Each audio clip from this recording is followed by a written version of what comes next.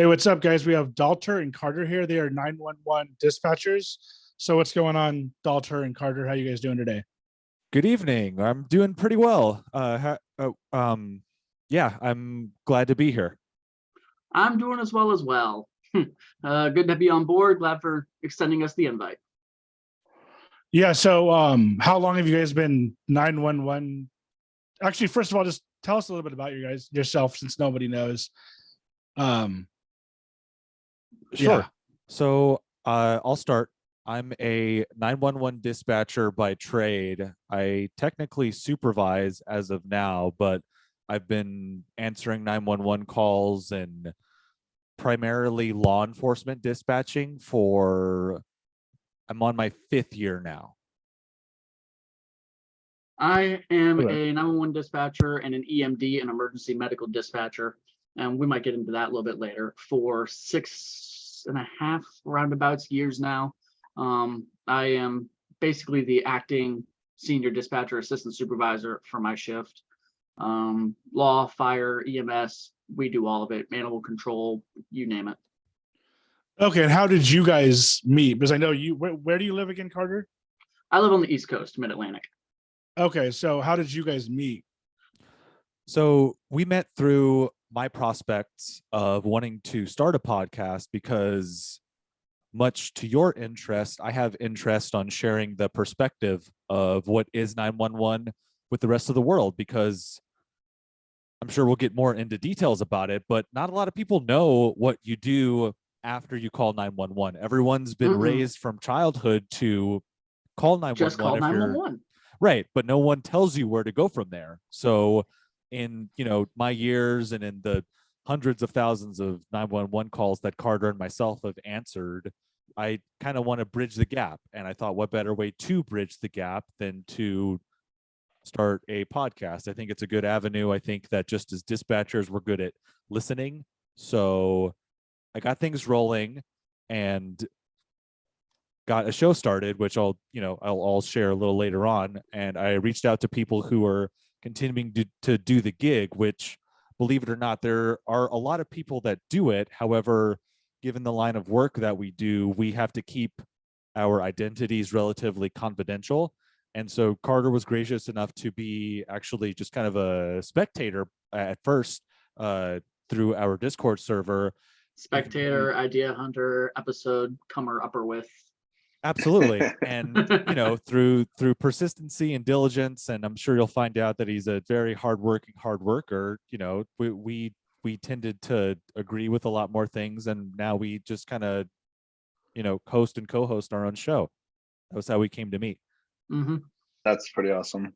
How the number one thing I want to ask just off the bat is, like, what's the stress level like for a 911 dispatcher? Because I feel like the training must be insane. So, but we can talk about that for a bit. But in terms of the stress level, I kind of see it like as a air traffic controller, just. Ooh. Funny you mentioned that.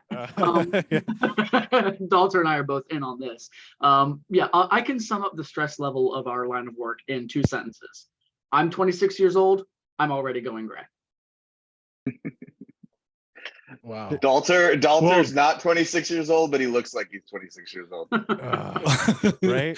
Yeah. Well, Jordan's going bald, but he's 50. He's 50, so it's okay. 40, my friend. 40. Yikes. And because it's funny that you mentioned air traffic control, because I'm actually in the somewhat unique position of being able to expound a little bit on both professions, because I'm in the hiring process right now for air traffic control, and that is a ballpark. Let me tell you, it's something that I mentioned to Dalter a couple of episodes ago as we were talking about that.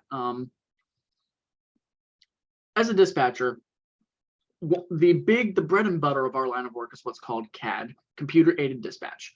And we do our call entry, note entry. We run people through all sorts of national and state and local databases through DMV, through our CAD. We can enter in reports into our local agency system through RMS, pistol, links, whatever we use, through our CAD. And we can track our apparatus, our units' locations.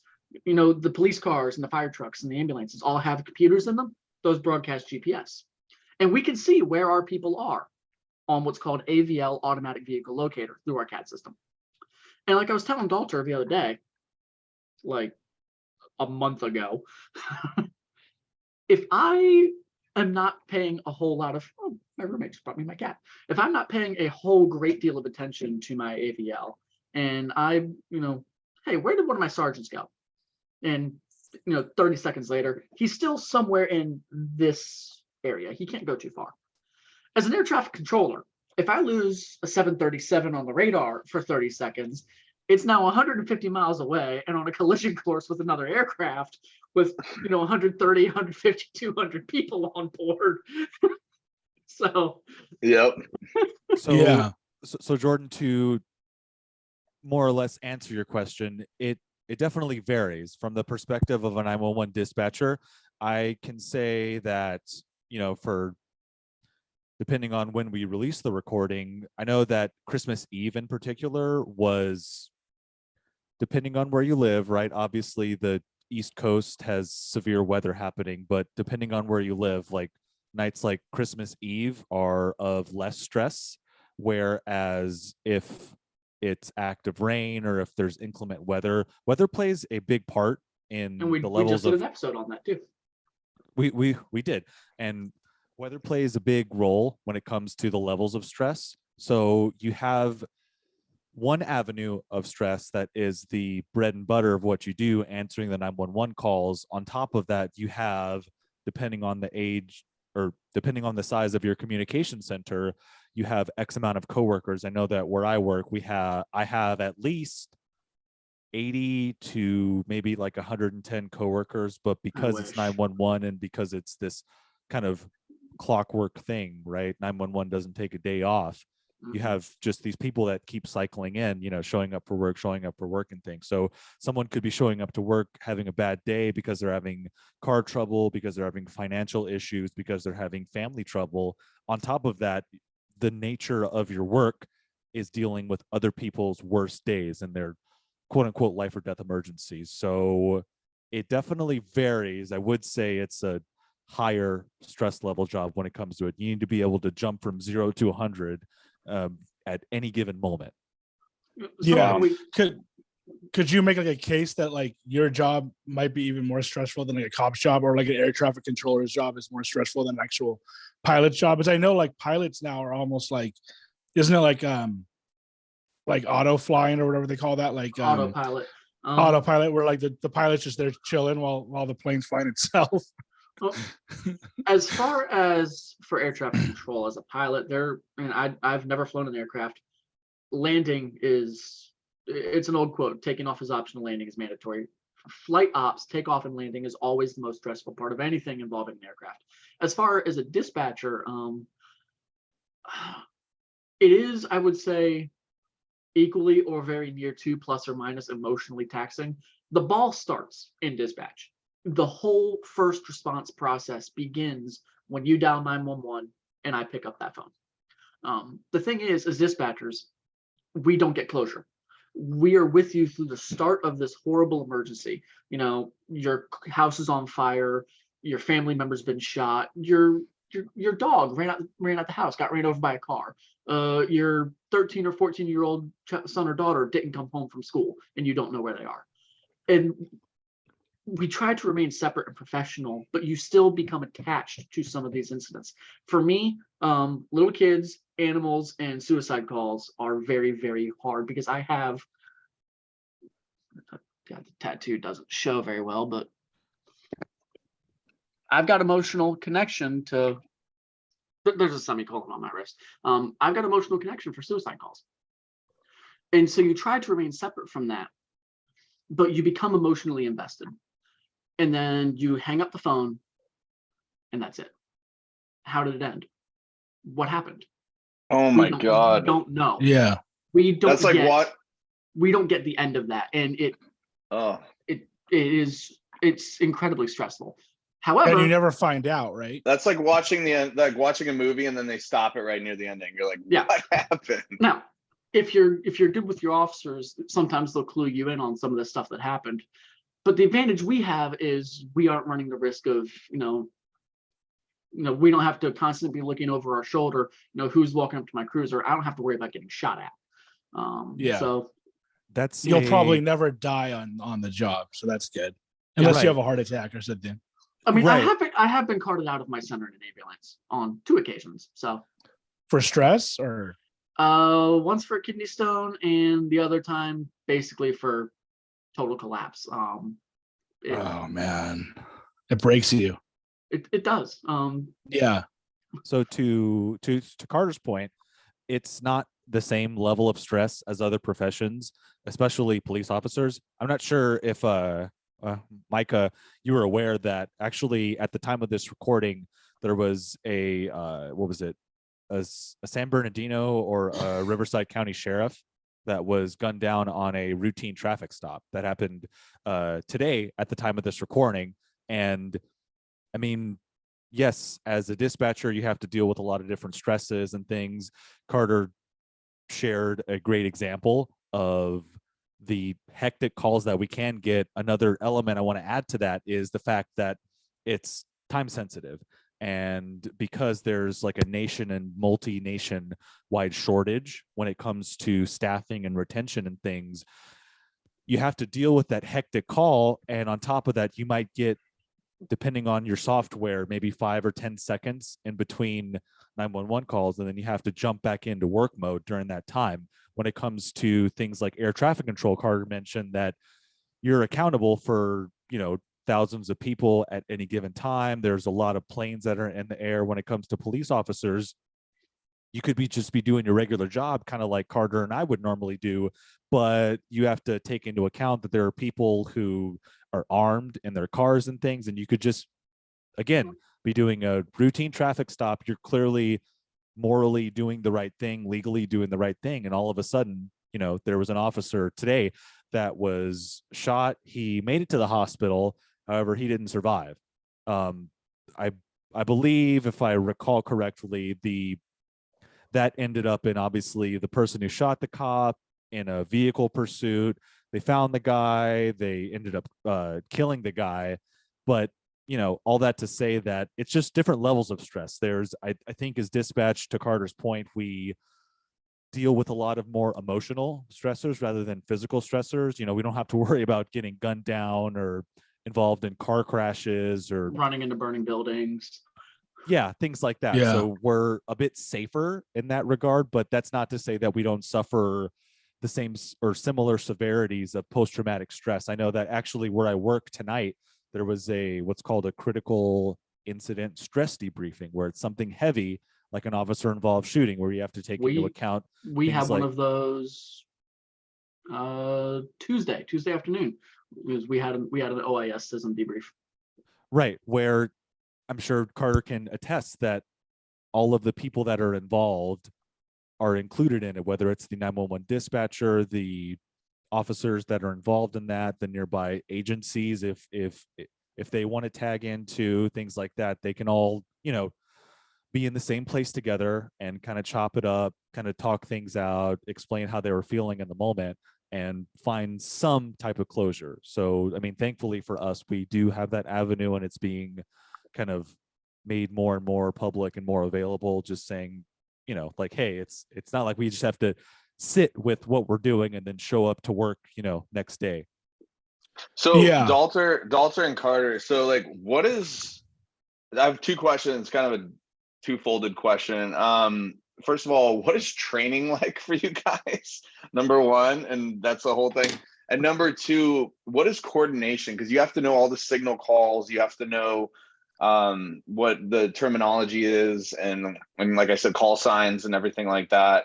Has that just become second nature for you guys? And like, just coordinating with the police department, fire department, and sheriffs or whatever, like how does that coordination happen? I mean, you could have a radio, you could get on I forget the name of it. I have one, not a CB radio, but the the ones that can go pretty much the police scanners. Mm-hmm. Yeah, the police scanners and everything, but like that, but just what does training look like for you guys on a brief level? Like, I don't go into all of it because I'm sure it's quite extensive, but then also just what is coordination like with the police departments, and how do you like just move stuff around? Because you kind of are the the chefs in terms of getting problems solved, right? That's a good analogy. I So like that analogy too. yeah. Dalter, So- do you want to take training and I'll take coordination? Yeah, sure. So training, depending on where you work, in anywhere between 3 to 9 months. One of the first things that I remember being taught is the language that is oral brevity codes, the 10 codes that you're familiar with and things. They kind of tell you early on that you're going to be involved in a lot of stressful things. They teach you things. A big thing is geography.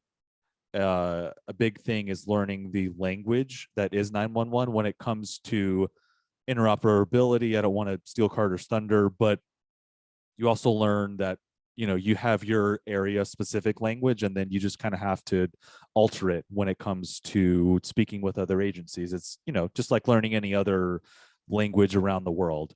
And because it involves so much stress, that's why there's time to that's why most, at least law enforcement agencies, allow so much time to be involved with that. Oftentimes when you're out of the formal classroom setting, you're kind of one-on-one with someone who's literally plugged in listening to you as you're taking these 911 calls, so you don't quite stumble. If you do, then they're there to kind of guide you and help you in things. There's a lot of precautions taken, and it's not just thrown to the wolves type of situation. So there's a lot of care taken into account. It is a bit lengthy of a process, but that's the, I guess, shortest I can put our training process as 911 dispatchers. The coordination side, I'll also try and keep pretty similar. As a dispatcher, Dalter and I, our speciality is multitasking. When I'm at work, I don't know how many monitors you have at your desk, Dalter. I've got 7. I've got 4 monitors in a square right here in front of me. Just those 4 monitors alone compose my CAD system. I've got 2 more monitors, one on either side for my phone systems, and then 1 more monitor over here for my radios. So I'm doing this all shift long, looking between 7 different screens.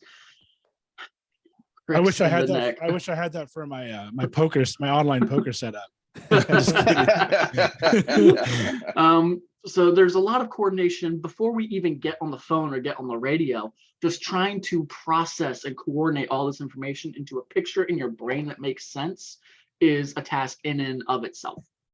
And then as far as coordinating with the officers, with the firefighters, with the medics, with the record companies, with animal control, with other agencies, the CAD system is our bread and butter and helps do a lot of that process. Because when we can create a call for my system, I can then manually take units and put onto this call, and then it'll group all of them together. So when is it almost like a drag and drop kind of thing where you're like, these guys over here? Yep. Wow. Yeah. Wow. And so for my agency, when a unit calls me, the first thing I do is I go, pull his event into my window, and I'm like, oh, he's on that call with all of these people. And then my AVL map will snap to that area, and I get a bird's eye view of the scene, and I can see where everybody's parked, where everybody's standing. As far as coordinating with other agencies, my agency years ago made the switch from 10 codes to just plain English. It used to be that 38 Mike was our code for a mental person. 10-5 was out of service. Everybody knows 10-4. I'm okay. 10-1 was our officer in distress code. We got rid of 10 codes years ago. And it's just plain English now. And so when we're going on to our mutual aid networks and we're talking to other agencies, because they've all gone to plain English as well, with the exception of one, I'm not having to make a mental effort to translate in my head from what I know to English for them, and they're not having to do the same thing. It's just we just talk to each other. So that help makes things a lot easier, is not just within your own agency, but coordinate with the people around you. So when you need to call upon other resources, you're not having to hang yourself up for a moment and go, hang on, what is the code for whatever? Yeah, you can flip that switch and say, oh, you're outside of the agency, let me use the common language. Much like with other countries, you have your area specific vernaculars and things. I know, what is it, in like China, they have like Cantonese, which is the more rural dialect, whereas Mandarin is kind of the preferred speak. It's a lot similar to that. Mm-hmm. You're almost code switching in a way. And then between just, your firefighters, your paramedics, your police officers, unless you're in a super, super small agency, it's very rare where you're going to have just one dispatcher doing everything. For my agency, we're decently sized area, and Dalter's is absolutely a decently large enough agency that you've got throughout the shift, you rotate radio channels around. And at some point on my shift, when I'm on duty, 3 hours, 4 hours, 6 hours of my shift is just police one. I'm not even answering phones. I'm literally just dispatching police officers. Another bit of my shift is just the fire department. And when I need to coordinate with officers, or I need officers to go to this, or I need firefighters to go to that, I just holler across the room or send a message through the CAD system to the appropriate dispatcher, and then they'll handle all that stuff. And that's another great point, is the interoperability within where you work. You have these other agencies in other areas, but you also have your coworkers that, I'm sure Carter can agree that there are times where you're just shouting across the dispatch floor. You're just yelling across the room. Coordinate. Hey, Billy! Yeah, exactly. Yeah. Like, who did this? I need an airship. I need that kind of thing. And then people, an airship. What agency are you working? Hey, it's on him. Are you playing Call of Duty, Dalter? I'm not gonna dox myself for you guys. Sorry.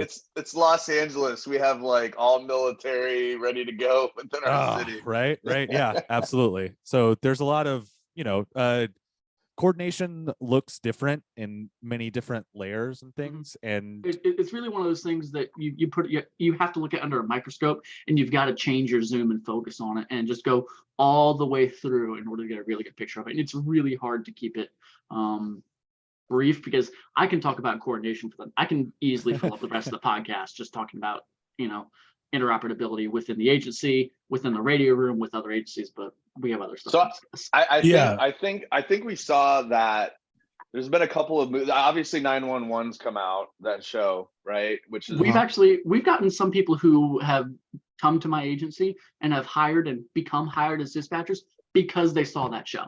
They've said that's why they decided they wanted to be a dispatcher, because they saw 911. That's why everyone joined. That's why everyone joined the Navy flight school, because Top Gun.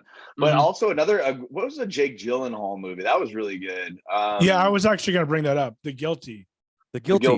Oh, yeah, okay. That was very good. And when you guys kind of mentioned, sorry to cut you off, Jordan, but I wanted to bring this one up. When you guys mentioned not knowing what happens after, I kind of got the vibe in the movie. I don't know if you saw the movie, Dalter, but yeah. So in the movie, he gets kind of like stuck on a call with this girl, and he thinks she's kidnapped or whatever. And to be honest with you, at this point, I remember the ending now, but he kind of wanted to stay on the call with her because he wanted to make sure she was all right. So it almost kind of seemed like that was part of his issue, was like, no, I'm fucking dealing with this. Like, I'm not letting this one go. I want to make sure that she's all right or whatever.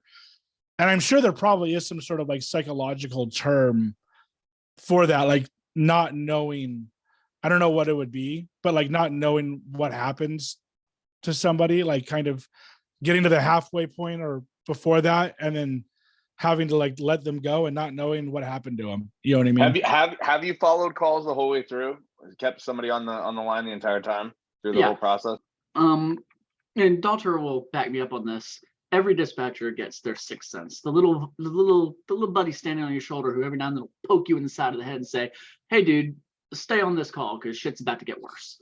And so, instead of, just getting the information, putting the call in, and then going to the next, you stay on the phone with them all the way up until the point the first physical responder is on scene. Like, I've stayed on the phone to the point where, the medic or whoever showed up actually picks the phone up from the person who's maybe now unconscious or whatever and says, "Hey, I'm here with them. You can disconnect." On calls like that, my sergeants for my shift are great. They'll usually call up and dispatch and let us know how things ended, because they know that it tears us up not knowing how things ended. Right. Yeah. And I want to hear Dalter's response to that too. Yeah. So when it comes to closure, right, we all have our trigger that gets us emotionally hijacked and hung up to the point where you want to kind of go above and beyond because you believe that you have control over the situation. In the movie The Guilty, Jake Gyllenhaal plays this officer with, I believe he's like in court, he's on trial for something and he's like awaiting to testify.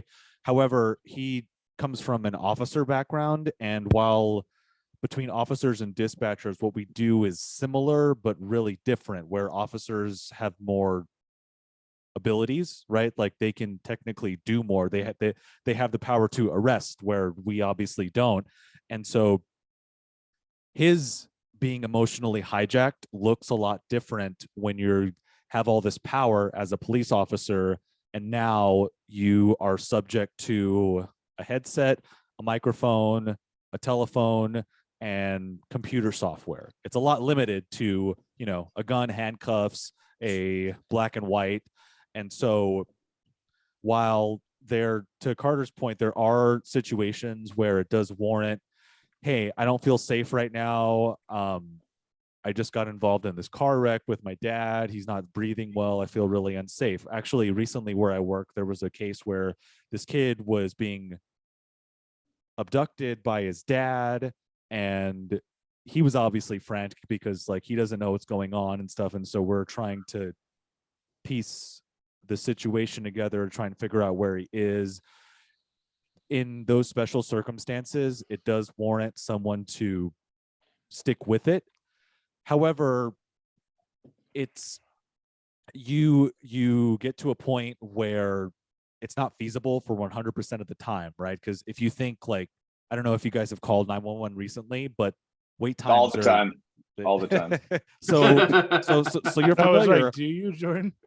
I'm like, dude, my back hurts. Somebody, 911. Jordan gets into a lot of domestic dispute calls. So if I've taken 100 domestic disputes, I've taken 1 million of them. I can probably do a domestic in my sleep. So I'm sure you're familiar with. First of all, Micah is joking. Let's be clear about clear the air. So I live by myself. so since at least Jordan, Micah, and myself, and I want to say Carter too, we live in these more dense areas, right? Like there aren't enough butts and chairs answering 911 calls to stick with every 911 emergency. There comes a point where you have to kind of get to the point, and that is oftentimes what we have to deal with. As far as I don't know, I want to say more than 50% of the time when people first call 911, they want to give you their whole life story. Well, it all started a week ago when my neighbor put his potted plants out on the porch, and I didn't agree with that. It's like, what do you want? What's going on right now? Right. Yeah, exactly. It's part of our job to get to the point of it. And so that just looks differently when it comes to sticking with the call and whether it's warranted or not. If, you know, grandma fell in the bathtub and you need an ambulance, you don't necessarily need to stay on the phone with her for that time, because especially if she's calm and composed, that's another thing too, is like, hey, you know, yeah, if she's A&O times 3, send it and hang up. If she's alert and oriented, she knows what day of the week it is. She knows her name. She knows all the information. You know, there are a lot of other people who are having legitimate emergencies. There's also a lot of people, believe it or not, who abuse 911 and just, you know, think that someone looks suspicious because they happen to be homeless or they happen to be, you know, of a certain appearance and things. Just call your sheriff's department or your police department. You know, you don't need to call 911 for that. You're preaching to the choir, Jordan. Yeah. So as far as do you need like a degree? I don't think you need a degree to be a 911 dispatcher, but do you need like a degree to be a an air traffic controller? No. So for both air traffic control and for 911, I got hired by my agency when I was I 20 yet? I don't think I was. I think I was still 19 when I got hired, basically fresh out of high school. And same thing for air traffic control is they're not looking for, you know, having a degree certainly makes you stand out a little bit more. But the bigger thing that's in both cases is being looked for is, are you capable of doing the work? You can be as smart and sharp as a tack, but if you can't multitask, if you can't process information, if you can't, we do a lot is what we call talk and type. If you can't be saying one thing while typing something totally different, and half the time also reading a third thing that's totally different. Jeez. Yeah. I definitely couldn't do that. I'm not good at multitasking at all. Yeah, because like I don't know about Dalter, but for me, over the 6 years I've been doing this, I almost have brain TiVo. All right. I can be having a conversation with somebody and just immediately in the middle of, okay, Portsmouth, I just doxed my agency right there, didn't I? Now we'll edit that out. So-and-so 911, dispatcher Bray, what is the address of the emergency? And I'll spend 5-10 minutes on the call and then turn right around. Oh, hey, and jump right back into the conversation that I was in without ever missing a beat.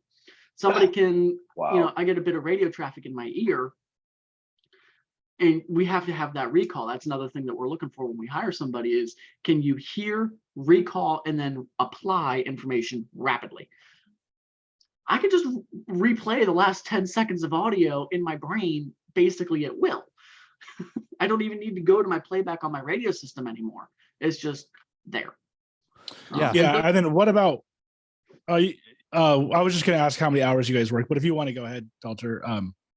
Oh, sure. Yeah. We've definitely let go applicants and trainees who have college degrees just because they couldn't cut the mustard. It's definitely more of a skill based rather than how you look on paper. I know for me, I just have a high school diploma, right? Same here. And we're doing the thing, right? And we have arguably a lot of responsibility. I'm sorry, Micah, what was your question again? Oh, you can answer both, but I just was wondering what your work week was like in terms of like hours and stuff. I know you guys work a lot of like weird hours, right? Yeah, so 911 works a lot of weird hours, and again, because there's a nationwide staffing shortage and retention shortage, there's a lot of overtime where it's almost funny now. I remember, so I have a younger sister. She's in her early 20s, right? And she has some like entry-level job, and occasionally I'll see her tweet or share on social media, I had such a hard day at work. I had to work 10 hours. I had to work 12 hours and stuff. And yeah, I mean, rookie numbers.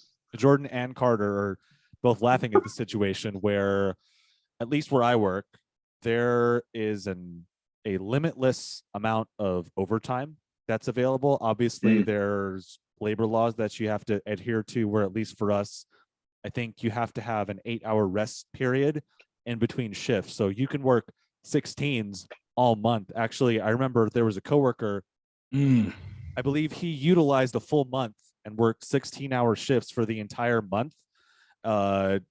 Yeah, and I think it was in the prospects of paying for his daughter's wedding. She had this lovely, extravagant wedding out in Hawaii. So the hours are strenuous. However, depending on the numbers that your agency has, you can work anywhere between 8-hour shifts, 10-hour shifts, 12-hour shifts. Some agencies have mandatory overtime where you have to work X amount per month and things. Mandatory of 10 hours a week. Overtime. Right. And then you have people like myself and my coworkers where it's voluntary for now, at least. I mean, once stats hit the tank, then who knows? But you have people who voluntarily do it, right? And then it's almost, depending on where you work and the circles you surround yourself with, some people kind of brag, how many hours are you going to put this month? I'm thinking between 60 to 80, or did you hear so-and-so, he put like 100 to 110 hours in overtime and things like that. And because 911 is this clockwork thing, you have people that work day shift, you have people that work swing shift, you have this, crew of people that work graveyards too. So it's kind of all over the place. Do you get close to your teammates? Because it sounds like it's like not a revolving door in terms of like hiring, firing, but like, it's absolutely a revolving door. Well, that maybe too, but like also in terms of your part, but definitely the hiring part. So yes, in that, because you're working so much, because you're into the job, because you kind of like the money, because it pays pretty well, your your coworkers end up becoming your primary friends, where your friends outside of work kind of dissipate. That's another thing that we kind of have to deal with, is that your friends outside of work start to shrink. Life happens and you miss out on a lot of opportunities. You might be in relationships and you might have to, break up or get a divorce and things like that. That's a common thing that happens, which it was kind of a running joke sometimes. We're like, oh, let's hope that you're not married, because you may or may not, that your relationship might end up in like question because of it too. We have had, some of my coworkers have had, they've found their loves and lost their loves because of work. For me, I work a minimum of 40 hours a week plus 10 hours of overtime mandatory a week. And then I've got a reputation for just slamming overtime. I pulled this year somewhere in the neighborhood of 750 hours of overtime. I made my yearly salary by the end of August. Oh man. Yeah, because Wow. I work. I'm on day, what's today? Today's the 29th, right? Yeah, so I'm already on day 4 of a 9-day stretch to ring in the new year. Man, It's gonna be busy, it seems kind of like unhealthy and like really stressful, right? I mean, it is, and I'm on days because I spent 4 years straight on night shift, and working the back to back on night shifts like that is just absolutely draining, because forget about trying to run your errands. By the time you get off at 6, 7, 8, 9, whatever in the morning, because my agency does 12-hour shifts, you're exhausted. And all you want to do is go home and go to sleep. And then you got to wake up at 5, 6, 7, 8, whatever in the afternoon, go back to work and do it all over again. On days, it's a little bit easier because I'm actually sleeping at night. I'm awake during the day, and my days off are days off. And then the trade-off is, you work a whole lot, and like Dalter was saying, you kind of lose your social life. I mean, that's one of the reasons I went out tonight. Like we were talking about before we went live, it's one of the reasons I went out and I had some good food and I had some drinks and I saw about a dozen of my friends or so. Because you have to actively maintain that, because you lose your social life at the expense of your work life. We have on-call. I don't know if Dalter's agency has on-call status, but mine does. And we do not, thank God. Yeah, I've been called in from 2 weddings and a funeral, called into work. I've showed up to work in the full tuxedo with the twin tails and the bow tie and the cummerbund and everything. And they've asked me, what are you all dressed up for? I was at a wedding. Y'all lucky I hadn't started drinking yet. So on a more glass half full perspective, I know that we've so far talked a lot about the stressors and the traumas and the triggers and things. The other side of that coin is that I know that where I work, I know where Carter works, there is a lot of support when it comes to that emotional safety net and enduring all of the stressors that come with the job. I know that where I work, we have a fantastic employee assistance program where we offer things like free therapy. I know that during the pandemic, that was the time when I myself utilized it and things. And I don't know, do you have, Carter, do you have Kaiser where you are? No, so our EAP is city run.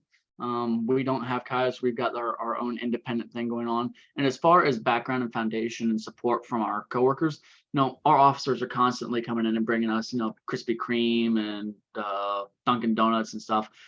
Like just for Christmas, 2 of our officers just completely on their own went out, and I didn't even know they made 30-count strips at the Lord's Chicken of Chick-fil-A, but apparently they do, and they brought in like a 30-count strip tray for everybody. And then when we get things like these SISM debriefs, the EMS supervisor, one of the battalion chiefs, is always making sure that we're included in that, because they know that it affects us too, and they want to bring us in on that and get us access into those same EAP, into the SISM debriefs, and make sure that we're doing okay as well, because they know how much we work. So there's a lot of support. And when you think about it, I mean, we can we can even see it from a money perspective, right? Like therapy is what, like anywhere Expensive. between $200 to $400 every 45 minutes per session, right? And then when you have your employer who's willing to just say whatever you need, basically, like you can have a specific issue and you can address that over the course of 2 or 3 weeks or even months where you're prescribed medication and stuff. Basically, you're racking up a large bill, but your employer doesn't care because they know how valuable you are and they want to keep you doing what you're doing in a healthy way, and you're not burning the candle at both ends by drowning yourself in overtime and stuff. So mind you, there is potential for you to, obviously deviate and have an unhealthy, like, I just want to get money, which you totally can. You can double your salary in overtime and things. I very nearly did it this year. I came Right. very, very close. I was only about $9,000 off. And so, as an employer, at least where I work, they recognize that, and there's a good social, emotional, and financial support system when it comes to that. I know that, there's a lot of parents, there's a lot of families where I work.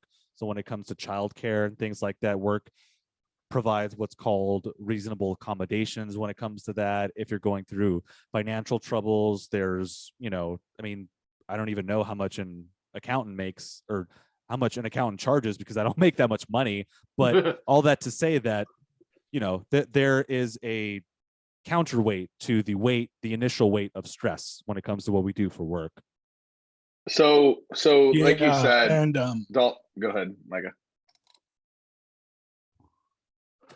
You can go if you want. I just wanted to, the main thing, first of all, it is a government job, right? Uh-huh. Yep. So okay.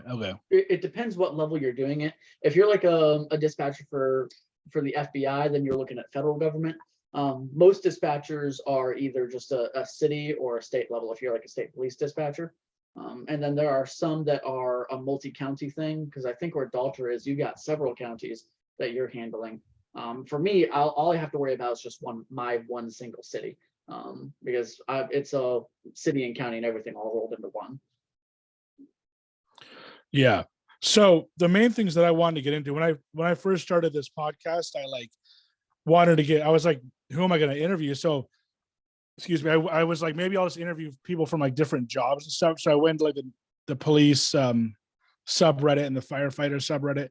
But so I'm really interested in learning about the job, which we have, but I'm also really interested in learning about the call, like some of the, maybe, I don't know if you guys can go over some of the calls you guys get. And then also you said, a lot about the police in general and how I don't know, like maybe some, how you think the police is handling things. Also maybe the whole defund the police thing and all that. And just I guess it's like the inner workings of the police. I can definitely shed some light on that, because dinner conversations with my family is like an episode of Blue Bloods. My grandfather was a lawyer. My grandmother was a trauma nurse. My mom was a trauma nurse. My older brother's a paramedic. My younger brother's a cop. My dad was a chief of police. And here I am, the dispatcher. Like, we've had some fun conversations around the dinner table. And there are some calls that we can talk about. Obviously, can't talk about anything still under active investigation, and don't want to discuss anything under recent investigation that it maybe still be closed. But there's some old goody gems that I can. So, this leads into my question, and I do want to talk about just police in terms of, I think it's incredibly important. And once we saw during the pandemic, police removed from areas, and then people took over, protesters took over parts of, what was it, Seattle or whatever it was, right? The Chad, the right? Chaz, Yeah. or something like that. And yeah, so it's obviously it's obvious that police are critical and first responders are critical. We can talk about that, but first I wanted to ask you guys a few questions, and you guys can both answer this independently. One, what was the most rewarding call that you've been on? Okay, so where did you go, wow, that touched my heart, and that was a very successful call? Two, the craziest call you've been on where your mind was just like boom. And then the third one, the dumbest call you've ever gotten as a dispatcher. You'd be surprised how often those last two intersect with each other. Okay, so I want to start just with the police perspective to Micah's question, and then Carter, you can share some stories as far as whether it's rewarding, crazy, or dumbest. So before I was hired, I had no friends or family or loved ones that had any relation to law enforcement. I mean, I think my dad might have been like hooked a couple times where he spent like an overnight for DUI or whatever. It's not confirmed. It's all hearsay at this point. However, I had a neutral to relatively negative um, perception when it came to law enforcement, right? So I'm like, okay. And then so actually on a side note, how I came to work where I work, I literally saw an ad on Facebook that I was dispatching for a private ambulance company at the time, where it was more or less taking grandma to dialysis, really low stressful type stuff. I seen out on Facebook, have you considered joining insert agency here? And I thought, no, but why not? You know, I'm like making just above minimum wage. Why not kind of thing. Long story short, I end up working where I work. I end up being faced with this culture shock when it comes to law enforcement and things. And especially when it was a combination of when the pandemic hit and working for a law enforcement agency on top of my own personal safety and security, right? Like these are two very heavy topics that overwhelmed me, and I want to say it was a net good when it came to the end of it, because yes, the news likes to, depending on which news outlets you like to tune into, they like to spin law enforcement and what they do for work in such a way. You know, I work for law enforcement, so I have the direct source where I have less of a news-based bias when it comes to it. And then what kind of did it for me, what gave me more of like a down-to-earth perspective, was during the pandemic, during these protests and things, when everyone was under the belief that all cops are bastards, and that if you say, you know, blue lives matter, then you're automatically this ism, you know, you're a bigot, you're XYZ, and throwing all this like harsh language on it. I take that and I kind of isolate the politics from the situation. I just say, this is a job. This is a job where it's your job to make other people feel safe, to find some type of sense of security. And then when I see my job is to make sure that everybody I interact with in the course of the day, every civilian, every police officer, every firefighter, every medic, everybody goes home, or at least, you know, ends the day the same way they started it. All 10 fingers, all 10 toes, no missing body parts, no new holes. So whether it's in a jail cell or not, but you know. So as you're trying to execute your job, you see these kids basically who are in their like early to mid 20s, and they're surrounded by dozens of people who have this view of what their job is, right? When I know that 9 out of 10 of, you know, the people who go to the police academies to become officers, they're not trying to go out of their way to shoot unarmed black men, you know, all the things that we love to believe that this like system exists and like kind of warrants and stuff.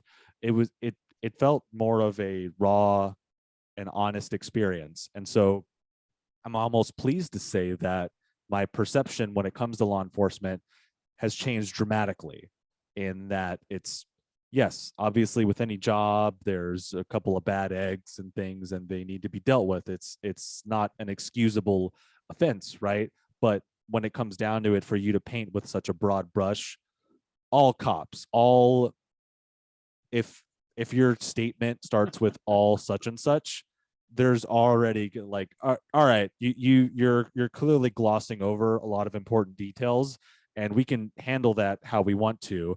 But when it comes to law enforcement and things, like it's a necessary thing.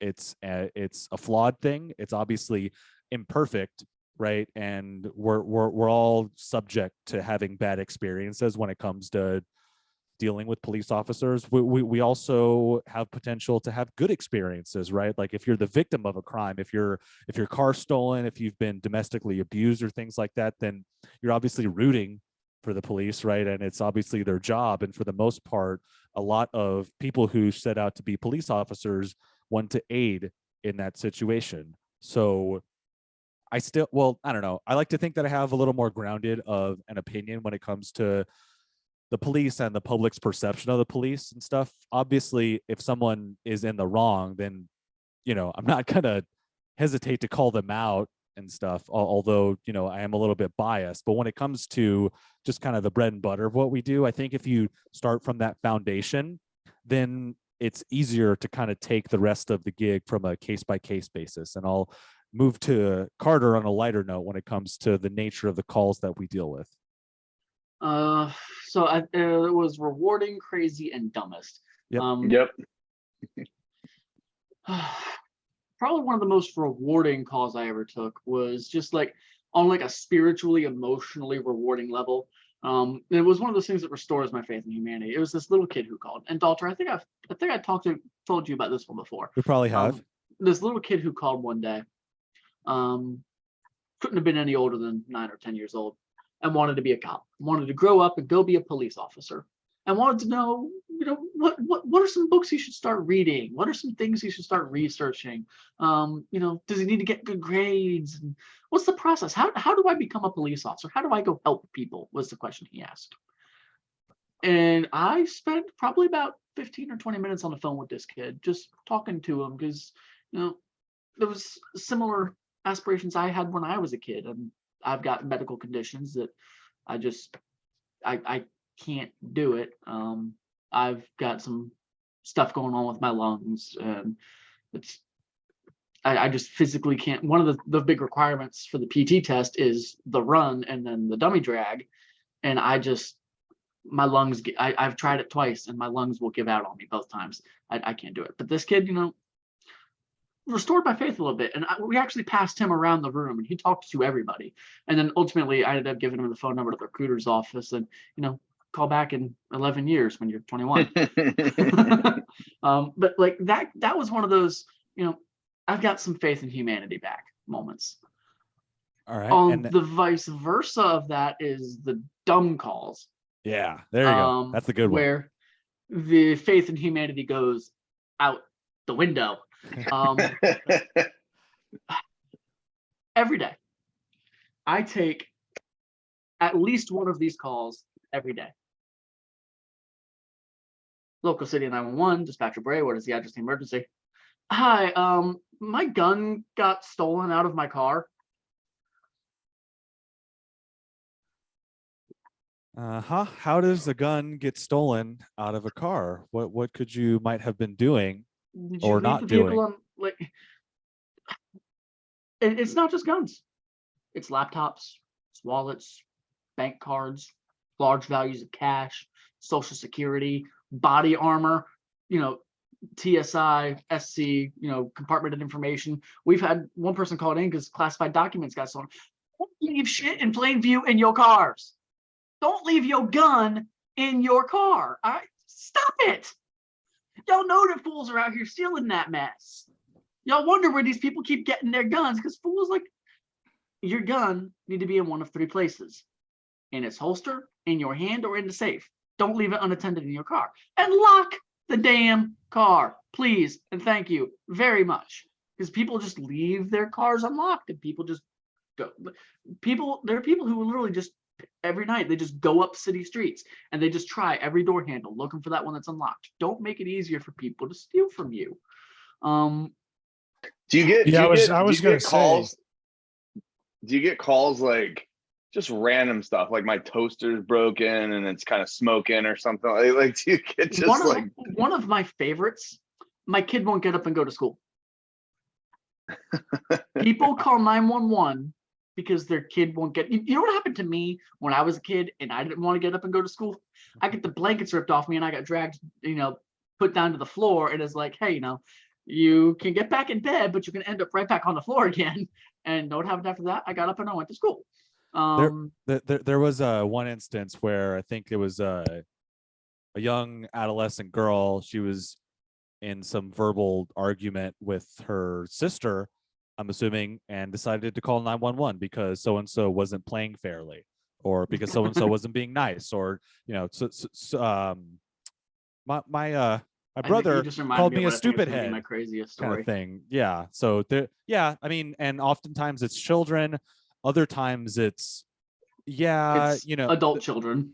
Oh gosh, like in the hoity-toity areas where I live, you'll get people calling in, and it's hey, I see this pickup truck with these gardeners that are here, and I don't know, kind of thing. So one, they leave it open-ended, and you have to kind of decipher what type of help they need. Mm-hmm. Drives us nuts. Oh man. Yeah, but like, they're like, I don't know. They look like they might be Mexican or something, so you might want to come down. Right. When ma'am, like those are your neighbor's gardeners, kind of thing. And then they're just gardening. And then their response is like, oh, well, they don't look like the normal gardeners, type thing. And then I mean, there's this common misconception when it comes to what the people who call 911 want 911 to do for them, kind of thing. Everyone's quick to, share a story or tell on other people, things like that, but they don't take it from there. Whereas like, okay, what do you want the police to do if that's the case, kind of thing. There's a disconnect. Luckily, I haven't had to call 911.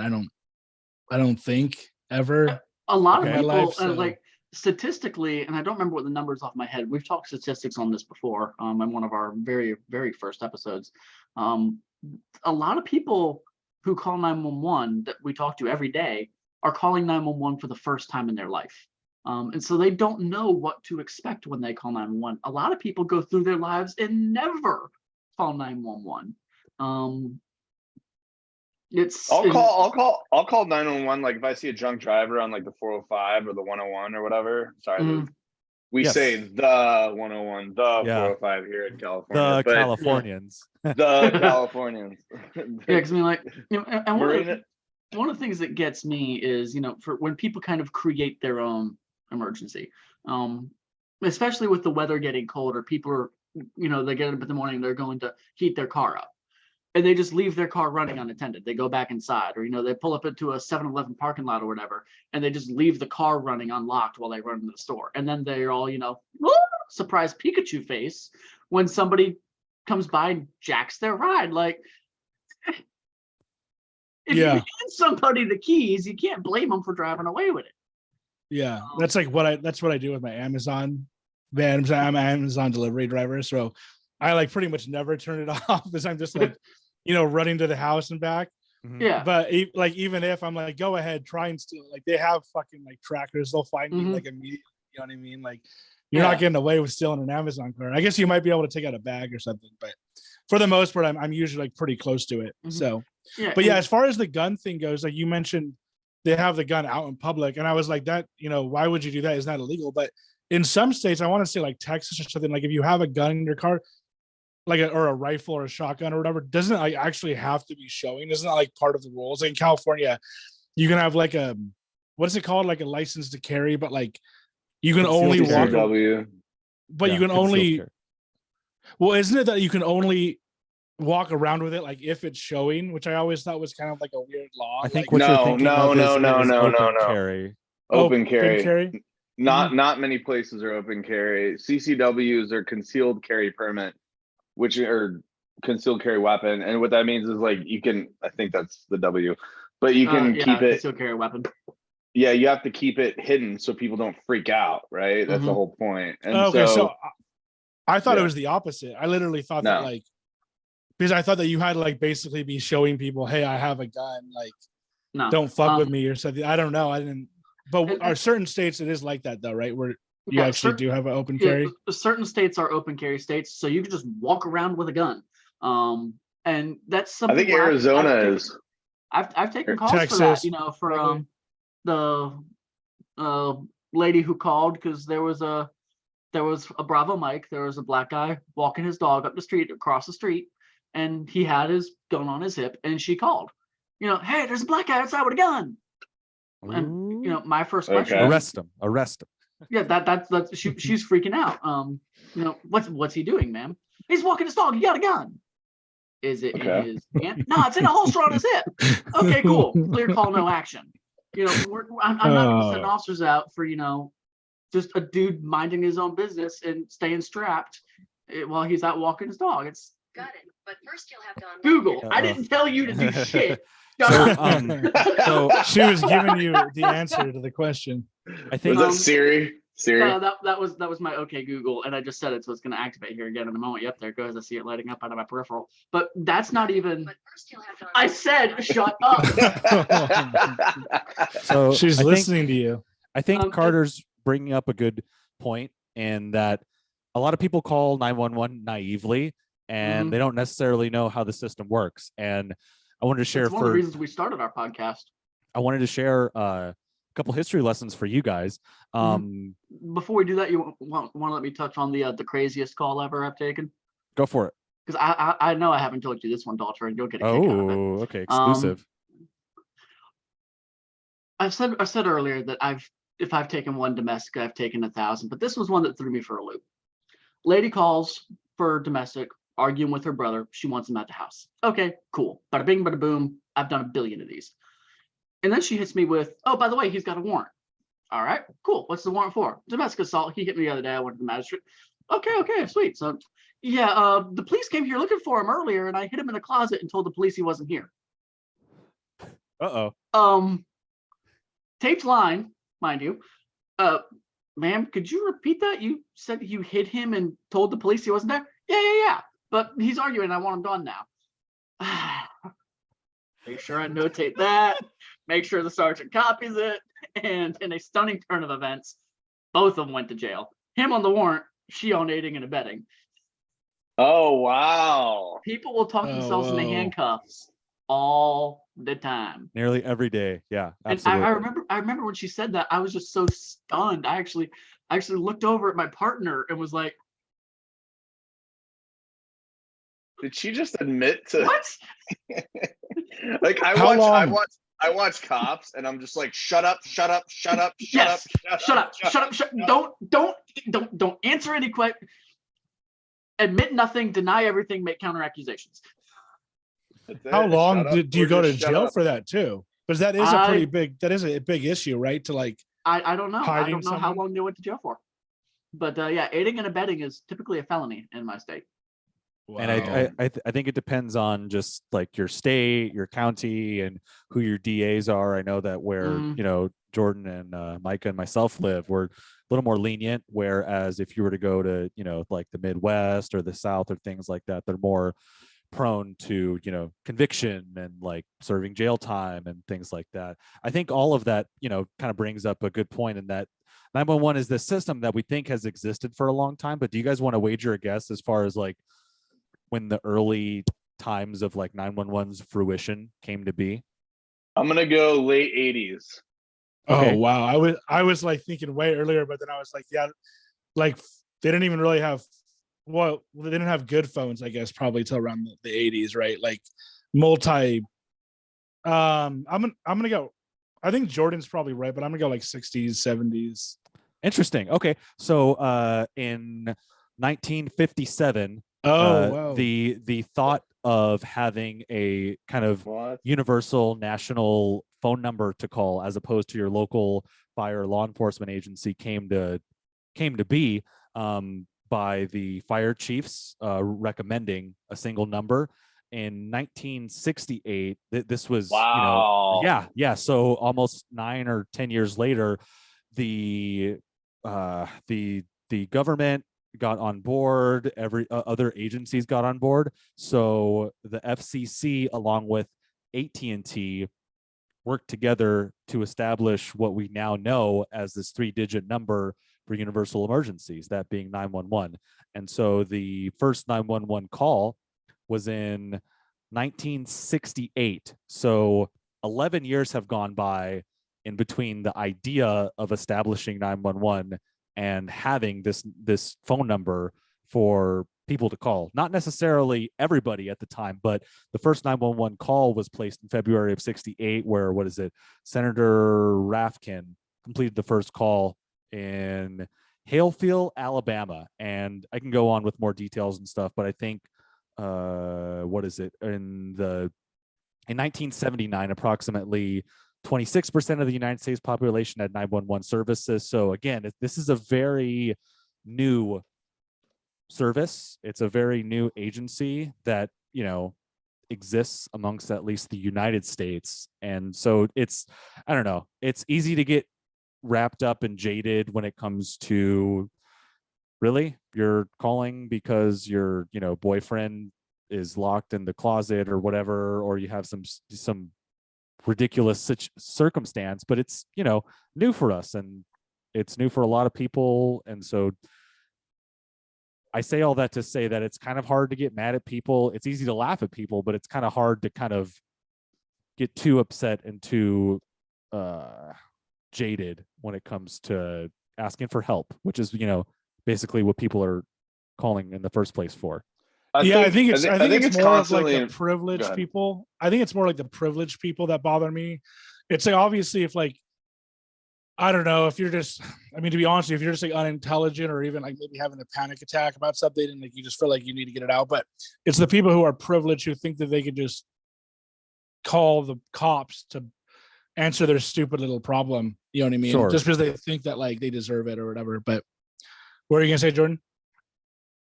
No, I was just gonna say to Dalter's point, like things are evolving, right? And everyone's learning, not just with every agency, but also, call centers. And it's kind of like, how do we, and it sounds like the technology is evolving, which is really cool. Cause you like the drag and drop thing we mentioned earlier, right? It's like, well, I want to put these units over here, these units over here. And then if they have a question about it, you put it in the notes so they can read it. Okay, here's what's going on. You don't have to make a phone call. They can read it. A lot of officers are not great about utilizing their MDT, and they'll just call dispatch up anyway. Yeah. They like the old school. I don't know how it is for you, Dalter, but it's something that drives me up the wall, because my officers, the technology is the point now where, a computer capable officer or firefighter or whatever can bring themselves in service, assign their unit number, assign their vehicle number, place himself on a call, en route, on scene, clear with the disposition, back out of service, never say a word over the radio. But 90% of them are going to call up, badge number 1234, place me in service as unit, 111, whatever. I'll be in vehicle number 594. Put me en route to the, the GSW on Center Avenue or whatever. They whatever think Main that Street Boulevard's like. They think we're secretaries. They think we don't have other stuff that we're doing. And no, shut up. Use your computer. It's right Check there your beside notes. you. Check your notes.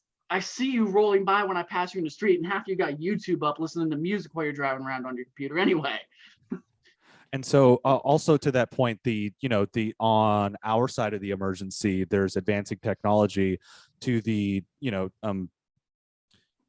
even the caller side is another perspective that's beginning to change, because I'm sure Carter can agree. I mean, at least hundreds of times a day, every day, people assume that we know exactly where you are, that we're living in some like James Cameron movie or something. Yeah. I was not. You don't know where I am when I completed training. Yeah. So now with cell phones, there's no way. But I think home phones, when we had home phones for all the listeners, that was this thing that was attached to the wall. And you didn't have speed dial. You called people for numbers you remembered in your head. And I think it was Louis C.K. I can't remember. He's like, no, maybe it was Bill Burr. But anybody that had a 9 or a 0 in the rotary dial, you really had to like them to keep doing that. I think to your point though, Dalter, like I think it's like a sci-fi thing for us. I mean, to see the other perspective, and I'm sure. I mean, you guys saw it before you joined, right? I definitely had an in to it with my family. But you think, all right, well, if I call 911 and I go, help me, and I hang up the phone, there's going to be cops outside because they know exactly where we are, right? Like, like, you think that. Gotta go by. I mean, you think that they would have like decent GPS on the phone? You know what I mean? It's like now you probably really can be able to track people, right? Well, a lot of that comes down to how long Privacy. you remain on the phone and how good your fixes on the towers. Because I wish it worked like Hawaii 5.0, I think it is, where they've got that big table in front of them and they just go and boop, and the map zooms in and it draws a circle and then a dot and it goes, "Ooh, you are here." And it doesn't work like that. When you pick up your phone and you dial 911, the first thing it does is connect to a tower, and that's what's called a wireless phase 1. And then the tower connects you to whoever you're going to. We're still in wireless phase 1. At that point, all I see on my any alley, which is automatic number identifier, automatic location identifier, my phone screen, all I see is the tower's location. I don't have you. It's not until the phone goes to a phase 2 connection where the tower is now facilitating direct connection between me and the phone rather than being the middleman, where I get wireless phase 2 and I can start to get some GPS coordinates. But if you just go click, click, click, click, you never gave it time to go to phase 2. I have nothing to find you. And I can't just pick your phone number and plug it into a system and go and get, your phone, your address on file, or whatever, because all that information is locked behind the phone companies. And as much as phone companies will drive you nuts, they do protect your privacy. So in order for me to get that information, I have to call up the phone company. I have to give them the details. Hey, what did I hear? What phone number did you call from? I got to figure out who the provider is first as well and call them, because I can call Verizon all I want for a Metro or Sprint phone. It's not one of their phones. They can't ping it. So I got to figure out who the provider is before I can even do anything else. And then the ping itself takes time. It's not an instant thing like it is in the movies. All of this takes time. From the initial first call, it could be anywhere from 5 to 15 minutes before I have the first ping, especially if the agency, or if you did not call me directly and somebody else called on your behalf. I don't have a first-hand call. They're going to fax me paperwork, and I've got to I have to do the probable fax cause machines paperwork. still work. Yep, they do, and fax it back. And while I'm doing that, they're going to call into the radio room and confirm my badge number, my name, who I say I am, and am I actually on duty. Wow. Yeah. It doesn't work like it does in the movie. I wish it did. It would save a lot of lives, but because of privacy laws, it doesn't. But people don't know that. They think you just 911 knows where I am. A lot of people also think that 911 is some single call center in the middle of Nebraska or Wisconsin, and we're all just huddled around a big round table. And that's what I was going to ask you. So how does it? Not that you're all huddled around Nebraska, but like, how does it regionalize? The most exciting thing to ever happen in Nebraska. right. I've drove through it twice, and I just kept going. Where how does it regionalize the call? Is it based on county? Is it based on because everyone across the country could dial 911, and it's not like, oh, hi, this is Sarah in Miami-Dade, Florida. You know what I mean? Is that, where? Yeah, I can take this one. So when you call 911, to what you mentioned earlier, if you're calling from a landline, 10 times out of 10, you will get your local law enforcement agency. And then if it's, a medical or whatever, they transfer you accordingly. If you call from a cell phone to, I think what Carter mentioned earlier, the cell phone will hit off of a certain cell tower. And depending on where you live, there are certain law enforcement agencies or whatever, they have their own cell phone towers set up so that if you're in, I think Marina Del Rey, they have their own local police department, right? So if you were to call from sheriff, we have sheriffs. Oh, okay. So you have sheriffs. Yeah. Got it. So if you have your own local city police, then 9 times out of 10, they'll have their own cell tower to pick up those phone calls for those emergencies in their area. So that's normally how it is. There's a lot of radio towers, and depending on if you live in rural America, then you're more likely to get a more precise response. Whereas if you live in a major metropolitan area, you might have to be transferred around 3 or 4 different areas. I'm sure you guys are old enough to remember, what was it? There's a lot of previous instances where there's the issue of what's called jurisdictional lines, where it could be the same street and a certain police agency handles northbound lanes and another handles the southbound lanes. And it happens right here in Marina Del Rey in Venice. Like Washington cuts it apart. I mean, it's not a county thing, but it's a city thing. And so Venice, I believe, falls under LAPD, and then Marina Del Rey falls under sheriffs, Marina Del Rey sheriffs. So if you're on that side of the street, it's like if I call I'm literally like across the street, and if I call the Marina Del Rey sheriffs, they're gonna say, "Where are you?" I'm at this address in front of this, restaurant, whatever. They're like, "Oh, that's LAPD. You got to call LAPD," and I'm like, "It's literally across." Okay, fine. Now I'm walking across the street. It's right in front of here. So you're writing a report right there is what you're doing. Yeah. Right. And so it's basically off your geographic location, which is why as dispatchers they train us to be aware of geography. Obviously know your north from your south, from your east, from your west, your nearest two major cross streets, your nearest addresses, and things like that. That way it helps our job when it comes to those bordering areas where it's like, this agency handles the northbound lanes, this agency handles the southbound lanes. And that's more or less how the calls get distributed. And, we've accepted it as dispatchers to kind of sort out, like what I mean, as the people who just answer the phones, if we get it wrong, it's not a matter of life and death. And an officer is probably going to respond. A firefighter is probably going to respond. You're more than likely going to get help. It's just that what ends up happening is both bordering agencies respond, and they, decided amongst themselves. That's one of the things that I'm glad we don't. We're not there kind of in that awkward, we measure our jurisdiction from the curb to such and such, and no, we measure ours from the property line, and like all this, little like nitpicky stuff. So that's normally how the 911 calls get distributed. For my agency, one of our city lines is just a really, really long straight section of railroad.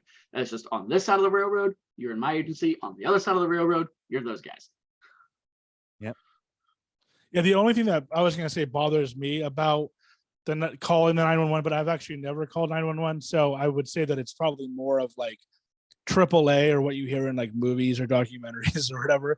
But like whenever I call AAA, and it's I think it's understandably so, but it seems like they're very like calm and like slow. And I'm like stuck in the middle of the freeway or whatever. And I'm like, just get here fucking fast, and they're like, they have you answer like multiple questions before, which is like I said, it's understandable. Like you guys need to know certain things, but I think in the moment you're just like, get here as fucking fast as possible. Like I'm about to die or whatever. And I think you're just thinking that like you guys just know everything. But yeah, it's hard. It's hard to be calm in that situation. A lot of the times you hear the dispatcher saying like, calm down, like you're freaking out, and it's like, yeah, I'm about to fucking die. Like, yeah, there's a lot of cars going by me at 70 miles an hour. A lot of that perceived frustration comes from being in the situation. Your adrenaline's going, your heart rate's up. You're starting to perceive a situation in a different manner than you normally would because you're in your fight or flight state. Really, it's just nothing has changed. It's a phrase I use every day. My questions are not delaying response time. This is information we need so we can get the best possible help to you.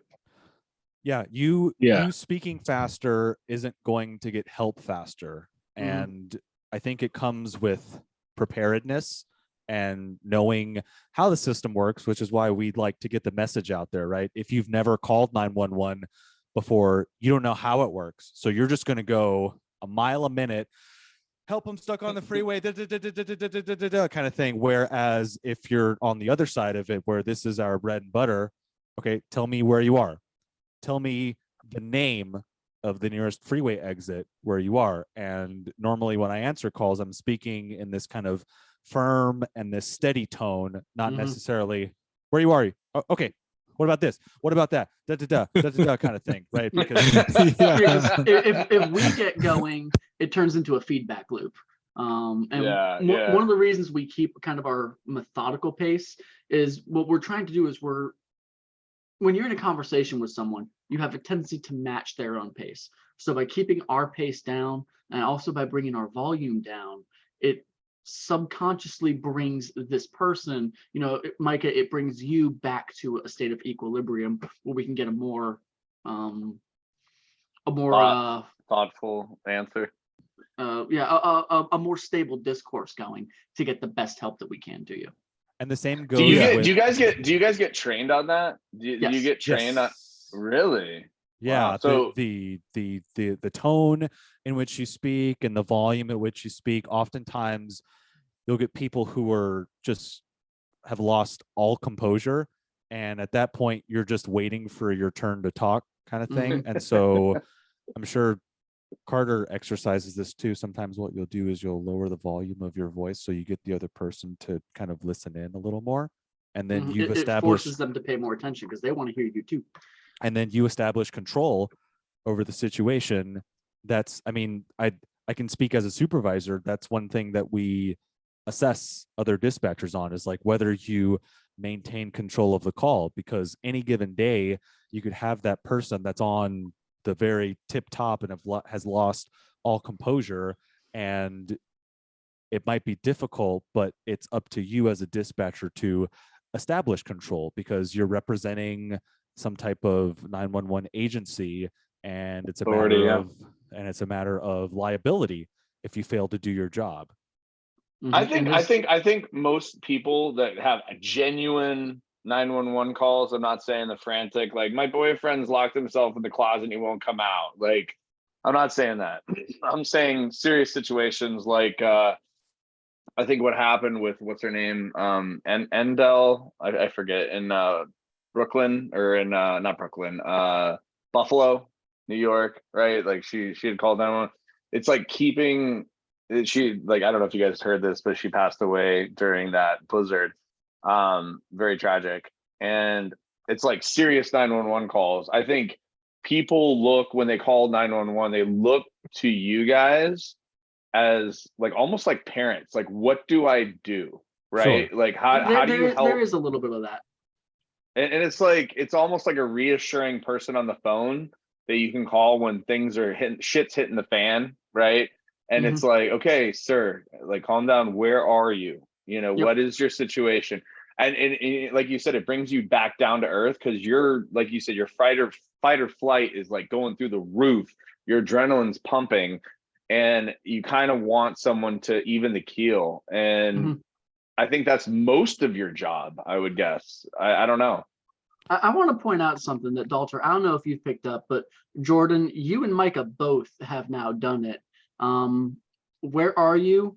And then you're going straight to tell me what happened. And I don't know what your key question order is, Dalter, for your agency, but for a lot of the agencies in my area, that's actually not the order we ask those questions.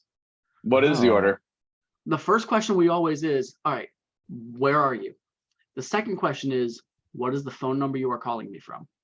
Because if I have those two pieces of information, that is the bare minimum that I need, because now I have your location and I know the phone number to call you back, or start a trace, or search my records for a prior address of history. And I can go with an unknown problem on law side or unknown medic and get people going. And if the line drops, I can call you back. I don't get to, tell me exactly what happened until my fourth question, because my third question is, what is your name? And that's, at that point I stop from sir, ma'am to, all right, Mr. Micah, Mr. Jordan, Mr. Dalter, and I start using the person's name. And that's another way we help keep control of the conversation. But yeah, it's very, very rarely, what's the address? Tell me what happened. There's actually a few steps in there between, but I've noticed both of you do that now. And I don't know if Dalter picked up on that too. Yeah. So, I mean, I don't even know if that was necessarily what I thought the order was. I think that. Yeah, the two questions flow together really nicely. Yeah. Right. And I think that both of us, and most, at least good 911 dispatchers, are able to pick up when people are having this frantic, legitimate emergency where they do need help when they don't necessarily know where they are, right? We can also tell when people are kind of phoning it in and they don't necessarily want to look at a nearest address or things like that. If you're frantic and you need legitimate help, I like to think that we've been trained to listen for that and to be empathetic to that, and to,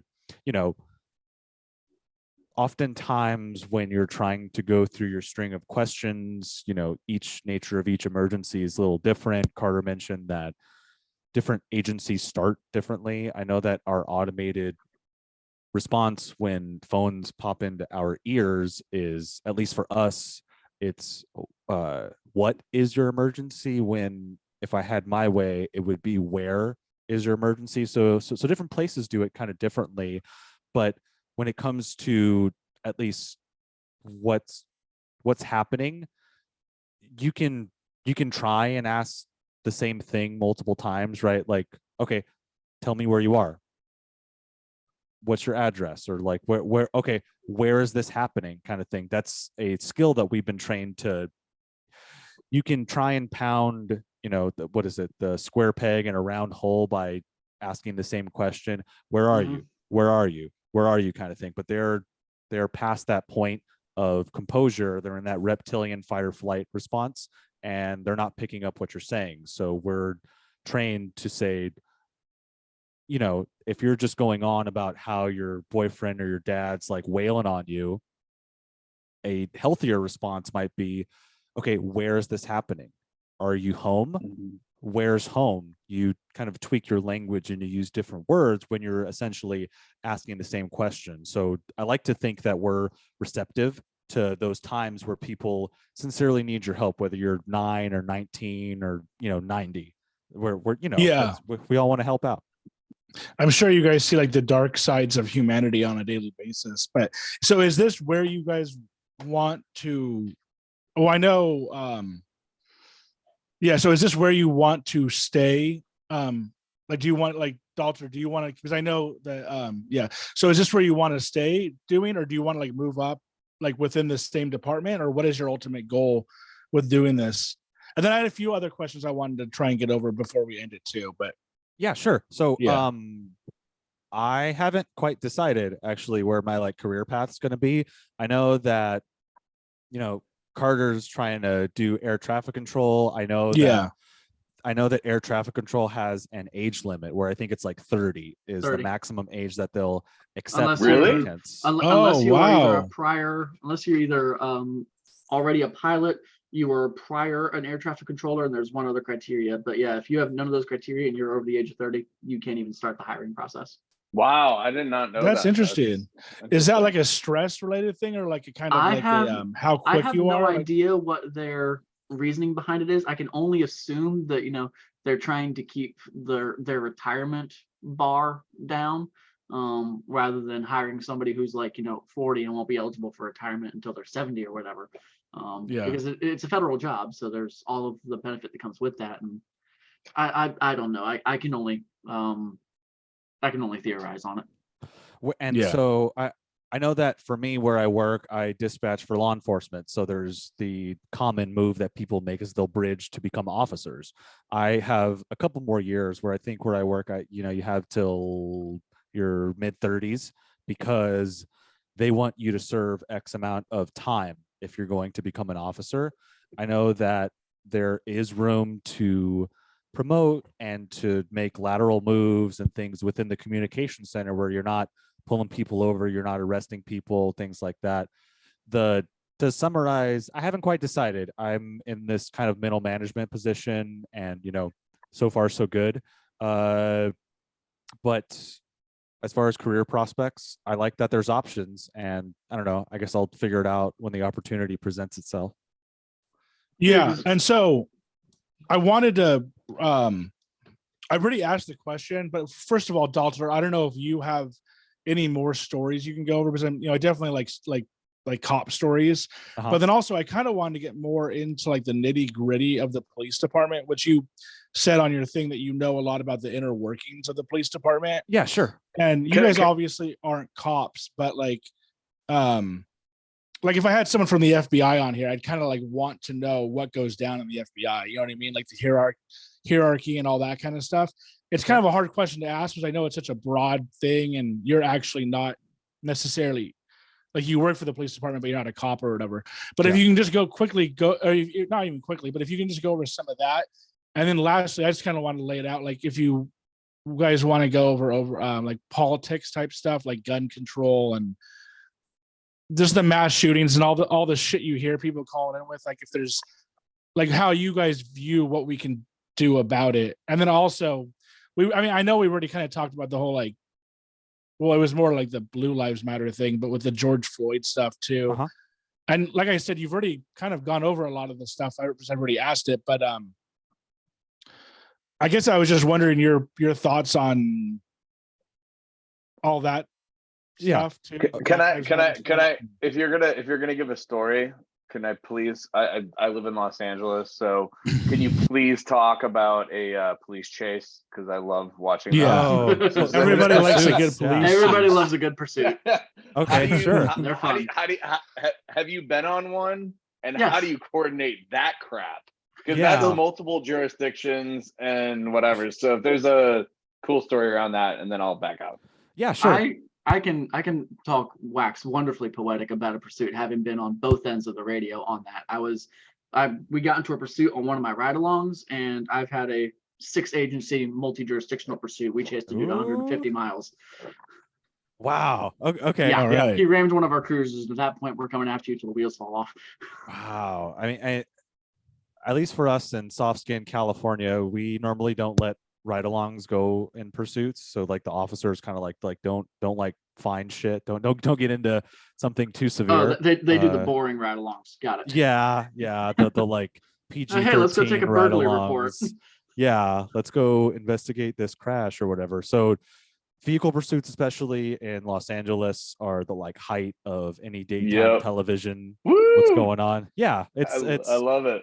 yeah, it's super fun. You know, what actually got me to continue doing what I'm doing for work is that, you know, you have ride-alongs with officers, we have sit-alongs in our dispatch center, and I will never forget when I saw this huge dispatch floor. I can't even compare how large our floor is, but you know, imagine office cubicles where there's at least 48 different cubicles in this one giant room, right? And then all of a sudden there's this kind of it's not a police siren, it's just this like 3-tone beep to signify that there's an emergency happening.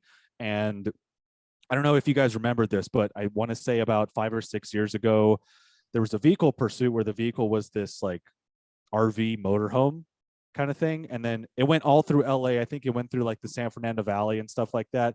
But so normally when that happens, the local news agency will pick up on that. They'll start to broadcast that. So you'll have the news there. Meanwhile, depending on which police agency, thankfully happened to be where I work, you can listen to the officer relay the information to the dispatcher. The dispatcher's job is to basically parrot or repeat what's being said. And all the officer's really doing is yeah. And so all the officer's doing is just telling you their direction of travel, where they're going, how fast they are, if they're on the freeway, what lane they're in, the degree of traffic. They'll want to confirm information like, why did you originally attempt to pull this vehicle over? How many people are in the vehicle? Did you see any weapons? Things like that.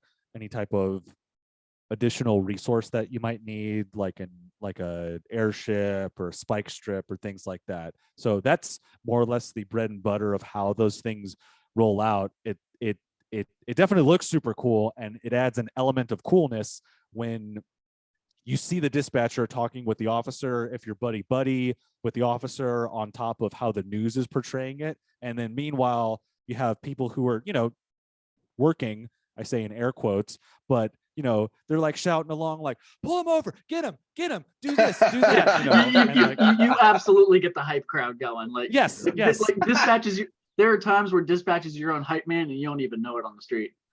Yes. Well, absolutely. The thing about Los Angeles is, like you said, Dalter, the news channel, like, so California, Los Angeles in particular, has just so many helicopters. Like in Marina Del Rey, I hear them fly over like probably like 7 or 8 times a day, like right over my house, and they're like filming something, or the president's flying into LAX or whatever. And so we have a fascination with news media, and so the chat, like as soon as like a pursuit's going, all the choppers, like Channel 5, Channel 2, Channel 7, Channel 11, Fox, like it all just goes in the air, and then you can just change the channel. You're like, oh, we lost command because we're in the LAX airspace. So I'll switch over to 11. They got a different angle. It is pretty entertaining, and you want to see people be safe, but it's kind of like watching people fall, like on True TV's like funniest moments or whatever. It's like you're like, come on, like get him, yeah, do something, get him. Do a pit maneuver. Come on, do it. Go. I so wish we did more pit maneuvers, but yeah, then you get to Carter's job where he's doing air traffic control, and then imagine not only having to talk with that officer, and then you're communicating with other, your sheriffs, your local police, news agencies, all of the but all the different, like, because at least where I work, we have helicopters and stuff, and I was lucky enough to do a fly along. I wish which is my agency super had a cool. helicopter. It's super cool. I'd Would love highly to do that recommend if you get a chance. However, so normally what you do is, when you're watching it on the news, you have what's called an observer, and you have the pilot. So it's normally like a 2-person job. And so you have the pilot with air traffic control on their ear. Then you have the observer who's literally observing and calling it. They're going eastbound in Washington about 50 miles an hour, X, Y, and Z. So it's a lot to navigate. It is hectic, like the more you zoom out, but at least where like I work in from the 911 police ground unit side, it's good, clean, exciting fun, and it's a fun story. It's a fun story to tell. Are you like the dedicated dispatcher at that point, or like do they take it away from you, like we got it from here, or you know what I mean? For my agency, if you get something pop off on your channel, you're the one handling that. You're already working that channel. You're already familiar with where your units are or over the course of however long you've been it. There's no reason to pull you with your immediate knowledge of where your people are, what they're doing, and throw somebody else on there.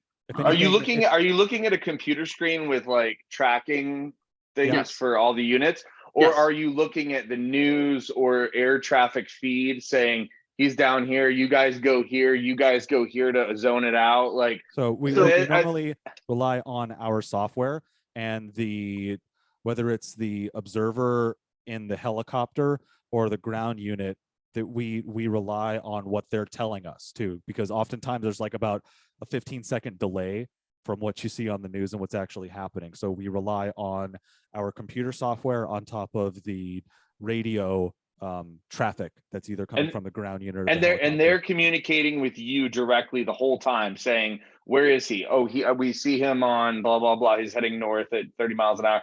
Like, send units to here, right? Are you guys still doing that at that point, or is it under the control of the police or sheriff's department or the highway patrol? Like, how does that part work? Right. So depending on where things start, typically it's, you have to start what you finish, right? So if you're in Marina Del Rey, you're in sheriff's jurisdiction, then they'll usually finish what they start. However, if you get on the freeway, then you have to deal with highway patrol. It's up to that agency's discretion whether they want someone else to either take over or whether or not they want to back off entirely. I know that what's been a more common trend is, if someone is evading the police, on top of that, they're choosing to drive reckless and they're going on the wrong way of traffic, and they're, going at high speeds on surface streets where there's, potential to hit somebody, 9 times out of 10, officers will more than likely back out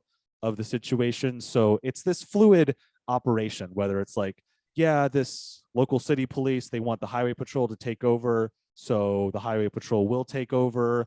And sometimes, depending on, again, where it started, that same agency will circle back to wherever it ended, and then they'll sort out whatever. But I guess my question though is, are you guys involved? So when I watch on the news, right, and I see cars going this way, I mean, obviously on like a whatever, in the moment you're going whatever way as the cops are reporting where they're at, whatever.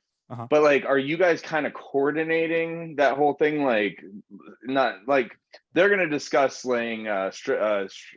Are we just along for a ride, or are we the conductor of the whole thing? Correct. Yeah. We're just along for the ride. Pretty much, yeah. So we can put as many units as we get into the clear onto that message to go assist if they don't put themselves on it ahead of us. But by the time a pursuit is really going like that, most of what we're doing at that point is documentation. Every word we hear over the radio is being entered into call notes because all of it's going to court. So Yeah. we're keeping track of, who's primary, what are the speeds at this point, which stop signs did they blow through, whose car did they almost Jeez. clip. Oh my Because gosh. everything is notated word Oh my for God. word, because every bit of that is another charge that person's going to get slapped with. Oh my God. Yeah. So yeah. we're just along Wow. for the ride at that point. We're not trying to coordinate with the officer. Hey, if you guys go, at this cross street, then this will happen. get 'em. That's Yeah. the officer's discretion, and thankfully, I'm glad I we can't don't imagine have to how do many that. charges these They rack 'em up like car hotcakes. chases get. It Yeah, must I be wouldn't like I didn't even 300 think of that. charges. I will say I didn't there even is- think of that. There is the rare exception to this because, as I talked about with AVL before, and keeping track of where my people are, we had a pursuit a couple of years ago that ended up on the highway and was just gone. And primary units with him, but the secondary assisting unit is 4 miles behind. Speeds of this pursuit are 100 miles an hour. So he's trying to catch up, but he can't even see them. And they hit this snarl of a interchange, and they get off the interstate going up this way. And the secondary unit doesn't make that turn, so he's going up this way, adjacent on Stone Highway. And I remember seeing that and seeing where they're going, and I've got all the roads laid onto my map, and I just go over the radio to the assist unit. Hey, exit coming up on your right, take it, turn left. And I put him half a block back in behind the pursuit. So a lot of our job is, you're still muted, Jordan. I saw you reply, but yeah. So No, I said nice. So a lot of our job at that point is just coordination, but every now and then, every once in a blue moon, we actually get to actively assist and direct people back into it. But that's very, very much the exception, not the rule, because by the point of pursuit's really going, usually your shift commander, your sergeant, your lieutenant, or somebody is taking care of coordinating things at that point, or whoever your secondary unit is in the chase. Because primary's job is just keep on them. Secondary guy is usually the one calling in, hey, I need a roadblock here. Wow. Would you say the OJ chase was like the biggest chase like in history? Maybe. I want to say for like California, it's definitely historic. I know that we might have some like evidence that's kind of indefinitely like kind of kept in our records. Yeah, things like that. And I mean, obviously during that, like no one was trying to pit maneuver, although he was totally going the perfect speed to be pit maneuvered and things like that. What do you mean by pit maneuvered? Where you go like this, boom, and hit out the back of a car. Yep. Turn it around. You use the front of your vehicle to kind of shove the rear wheels of someone else's vehicle into a spin out in an effort to get them to stop fleeing the police. So, during that case, they were totally capable of doing that. But it's a comparatively safe. Do you think part of it was because it was such a big thing? Do you think part of it was because it was such like a big thing? Yeah. They didn't want everybody to see them like basically smash into the back of the car or whatever. It looks like. Well, imagine dangerous. O.J. Simpson dying of a pit maneuver. Like on national. Imagine They that. probably knew they were going to get him eventually. You know what I mean? They're like they can only go so far doing this. Well, and the other thing is that once we've got your license plates, you're mine. Yeah. Yeah. But, I mean, we've had know where you live. We've had pursuits that ended and we caught the guy because he got away from us, and we just camped out of his front house and waited for him to get home. And they go back home. Yeah. It's a thing. And so which is a good transition to like one of your other questions, Micah, about just the general perception of police. I can't speak on behalf of all police officers, right? Because different police departments have different priorities. I know that there are some agencies who specialize in traffic offenses, where there are other agencies that specialize in more criminal offenses and things. And so as far as things like quotas and stuff like that, I can't say because I don't know. From my experience working where I work, it's definitely not as in your face or as present of a thing as the news likes to make it out of. I will say again, if you were to kind of, I know you want to discuss politics, but if you were to isolate politics and just see it for the job that it is, being a police officer is a matter of public safety. So police officers want the jurisdiction that they're in charge of to be safe, right? They're kind of the city, the county, the state, what have you's insurance policy, right? Like if you didn't have that, then you could make an argument that the city that you live in is going to lose its value. It's going to be in shambles because there's a lot more crime happening. There could be more damage to property, whether it's, private or public or what have you. So in order for you as a state, as a county or whatever, you hire police officers to kind of make sure that everything's copacetic. And, there are people that are good at their job and there are people that are bad at their job. And, even where I work to this day, you get a bunch of hard asses that will either, like if there's an officer that's going to do something nefarious, then they're not going to broadcast it.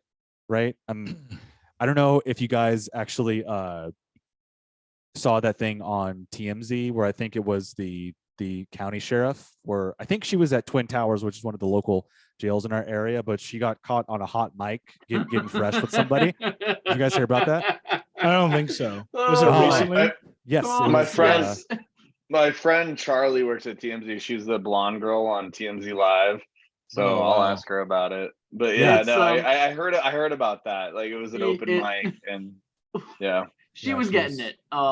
Yeah, she was. Yeah. Okay. What do you mean she was getting it? Like she was getting screwed on a hot mic all over the police radios. Yeah, everybody heard it. And when somebody has a hot mic, I thought you meant something else. I thought meant that she was. I thought when Dalton said, I thought he meant like, or Dalter, I thought he meant like she was like laying into somebody, like yelling at somebody. I didn't know he literally meant she was. She was someone was laying into her. Yeah. Okay. When someone has an open mic, that's what we call it. As a dispatcher, part of my job is when I detect that open mic, figure out who's got it and go, hey, unit so-and-so, you have an open mic. And that dispatcher, because you can hear it in the auto, bless her heart, she was trying to let the sheriff deputy know. Open mic. And meanwhile, she's just getting railed, wherever she's at. Go to TMZ and listen to the audio. It's I would say Jordan could bring it up if we had that available, but who knows? Well, I'll talk to Charlie about it. Yeah. Last time we tried to bring up like a corn, it was like corn, what was it, Olympus or Lincoln Park corn like song. Yeah, they like just totally chopped it off. So TMZ I think might be kind of like strict on that too. So maybe I don't know. But funny or interesting, can I just say this, Micah? Interesting story about 911 that I had, well, not I personally, but my ex-girlfriend of 8 years, Dawn. She was heading with her girlfriend to meet me at Big Bear, and I was already up in Big Bear, and she was getting in the car, and there was this homeless guy, and he came up and he just talked all this weird, he was obviously on something, and she called 911 and was talking to the dispatcher, like you guys, maybe one of you guys, and put the phone down on speakerphone and said, "I'm mute your line, just listen." And so the guy got in the car with her and said, "Drive me to the ATM now." Oh my gosh. And she was like, "Who are you? Like, well, what are you doing in my car?" And both the girls were scared out of their minds. He said, "Take me, you know who I am. Like, I'm going on tour." And she's like, "Tour for what?" And she's like, "I'm going to ski in the mountains, like with my boyfriend." And so what happened was, lo and behold, they figured out, because she kept saying, "Yeah, so what road is this? We're on." Ooh, there you go. She was being smart. She gave the intersection on speakerphone, and cops showed up within this is hard in Los Angeles, but within 5 minutes. And, totally. that's a very fast response time. She's like, yeah, because he was threatening her and saying like, if you don't give me money, I'm gonna hurt you and kill you. And like she put the phone on speakerphone and said, mute your side. And then he got in the car and she put it under the seat, and the dispatcher could hear everything. Yeah, because Very cool. Very cool. By that point, I'm classifying that call as a carjacking, and that's a priority 1 call for my agency, which means there's no hold time on that. If there's units in the clear, they're going. That's probably why they got so fast. Yeah, they got there within minutes. Yeah, it was very I quick. would not ever want like somebody inside my car. Like that's just like it's almost like equivalent to somebody inside your house or something. You know, it's just like, right. Yeah, that's your personal space. Yeah, because my agency used to have this thing where, because we've got a break room, but we weren't allowed to nap in the break room, like on our lunch breaks or whatever. And you know, if we were gonna go take a nap on a lunch break, we had to go out to our car in the parking lot. And an incident I had, I'm out in my car napping, and this random dude just comes up, starts knocking on my window, and I kind of look over at him. It's like 2 o'clock in the morning, pitch black outside. I could have driven a truck through this man's pupils. This dude was so high on crack, a sidewalk would have been jealous of him. All right. Like he is soaked in sweat. It looks like Niagara Falls is just coming off of his face. No. This dude is more piped up on crack than anything I've ever seen in my life. And he's just knocking on my window and giving me this like dead eye stare the whole time. And I call up into the radio room and I'm like, yeah, I'm not getting out of my car if I have an officer here, because you know, my body armor's in the trunk and not on me, and I'm not going to tango with this guy. And after that, we were told, okay, if y'all don't have to go to your car and nap anymore. For that, it's like, if my car hadn't been unlocked, or if my car had been unlocked, that dude may have very well tried to do the same thing. Just get into my car. The officers ended up taking him like a couple of blocks away and dropping him off somewhere, like the ATM or like the library or whatever it was he was looking for. But it's like, it's nerve-wracking enough when somebody just walks up to your car, but being in that position where he just got in. Yeah. And, Since Jordan, and you're at the 911 dispatch center. The irony, right? Parking lot. There's 2 empty police cars right there. What is the irony of that? Since Jordan brought up the Big Bear story, and I think Jordan, you can attest to this too. But so one, not night, but one like I guess, you know, evening sunset time, I decided to drive up the back way to Big Bear by myself to fly my drone and like take pictures and stuff. Done that. And it was snowing. I knew that it was eventually going to snow, but I, for some stupid reason, wasn't really too worried about it. And so I drive up. I was going to stop earlier on, but I just kept going all the way up to like Big Bear pretty much. And then I turned around and it starts snowing, like right when I get up to the top, it literally starts snowing. So I turn around, come back down, fly my drone for like a little bit in like light snow. And then on the way back down, it just completely stopped. The cars are just stopped. Everybody's car was like sliding out. I didn't have change on. It was stupid. And every time I tried to like go, my car would just slide out. And I was like, I mean, I'm not even kidding. Like, there was a decent chance that I could have just fallen off the ledge. Yeah, I was. Yeah, everybody was in this predicament. At one point, I couldn't even move. Like, it just was grinding, and I was like, "Man, am I going to be stuck up here?" So I like called my girlfriend. I mean, I was like, "Is there anything that you can do to help me?" And she's like, "Probably not. I'm not coming. I'm not coming up." And that was probably the one situation I can think of recently to where like I maybe should have called 911. I mean, I just had no clue what to do. I didn't know if I was going to be stuck up there all night or what. But I remember thinking, I eventually got down. Luckily, I made it out. I was honestly surprised I made it out. But I remember thinking, they honestly should probably just shut that road because it was no good. They should, like when it's snowing. I mean, yeah, like no, they should. It was the first dump like 2 years ago. And I did the track with my girlfriend who thought she had an all-wheel drive car. She's like, we don't need chains. And she had front-wheel drive Cherokee, and we needed chains. And the same thing, like I almost went over the edge. An Audi A8. Why is an Audi A8 up in the mountains, like driving through this? It was like 3 feet of snow. Zooms in and almost hits me. What does not belong here? Yeah. Yeah, exactly. But Yeah. I remember Dude, I actually I wanna- slid into the back of another car, Oh no. and I honestly kind of almost thought it did. was my fault. But well, no, I actually did, because it was like right when I hit the traffic. I think I don't know. I don't remember exactly what happened, but my car just started sliding into another car, and he gets out, and I'm like, oh shit, he's gonna be pissed. And I was like, hey man, sorry, my car was just sliding. There was nothing I can do. And he was like, no, I know what's going on, but just fucking be careful. Like your car is gonna be. Everybody's car was just like bumper cars. Micah is not joking. Like when I did that 2 years ago, it was like the first dump of the year. It was like this giant storm, and everybody was heading up to Big Bear, and the front entrance was closed, so you had to go around the back. So I ended up spending, get this, 11 hours. Oh, I'm not no. kidding you. I'm not kidding you. No, I know. From I remember Marina you Del telling Rey. me. From Yeah. Marina Del Rey to Big Bear, which is supposed to be an hour and a half. Okay, that was I gonna be spent my 11 question, Dave. hours in my car. Like, yikes. Yeah, that's Yeah, and when then- you and told me that, Jordan, I was just when you told me 11 hours, I was like, no fucking way, dude. 11 I was hours. playing cards with my girlfriend. I was like, all right, you Oh, got no.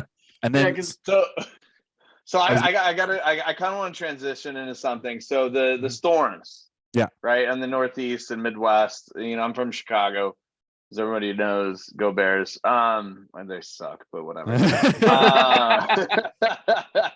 But like, how does that work out? Like, how is have all the 911 dispatchers just been constantly fielding calls across America the past like 5 days? Oh, Yeah, dude. that's why. Yeah, real quick. That's why I brought that story up, as I was like, how the hell is this happening? And like, I mean, no joke. Like, I literally thought, and this is California, so this isn't even a big deal. I was like, man, I really was like wondering how many people fucking died. I'm not even kidding, because it was like 30, I think. Yeah. Well, no, I mean when it happened to me in California. But yeah, so that's why I brought that up, was just because I do wonder how they handle that situation. Right. Yeah. So, I mean, and depending on what state you live in, like us, us Californians, we're not, we don't respond to the rain very well. Right. So it's almost this common joke where I work, where as soon as it rains, like, get ready, because, yeah. Not everyone checks the tread on your tires. Not everyone is aware of how recent the rain has been. So there's a lot of gunk and schmutz all over the road and stuff like that.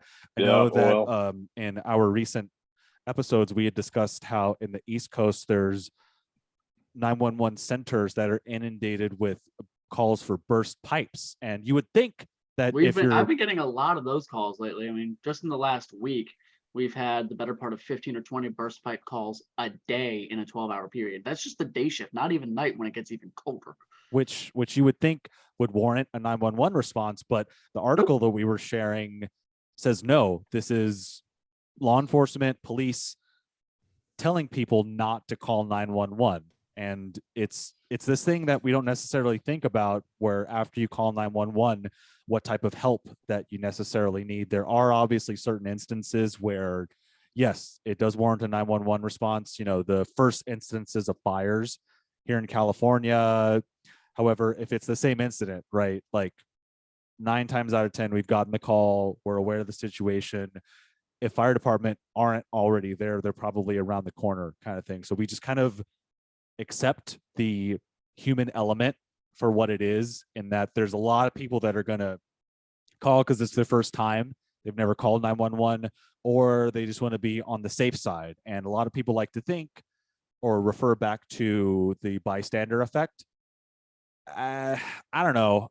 I mean, I like to think that it's a myth, the bystander effect, especially if you live in like an urban area.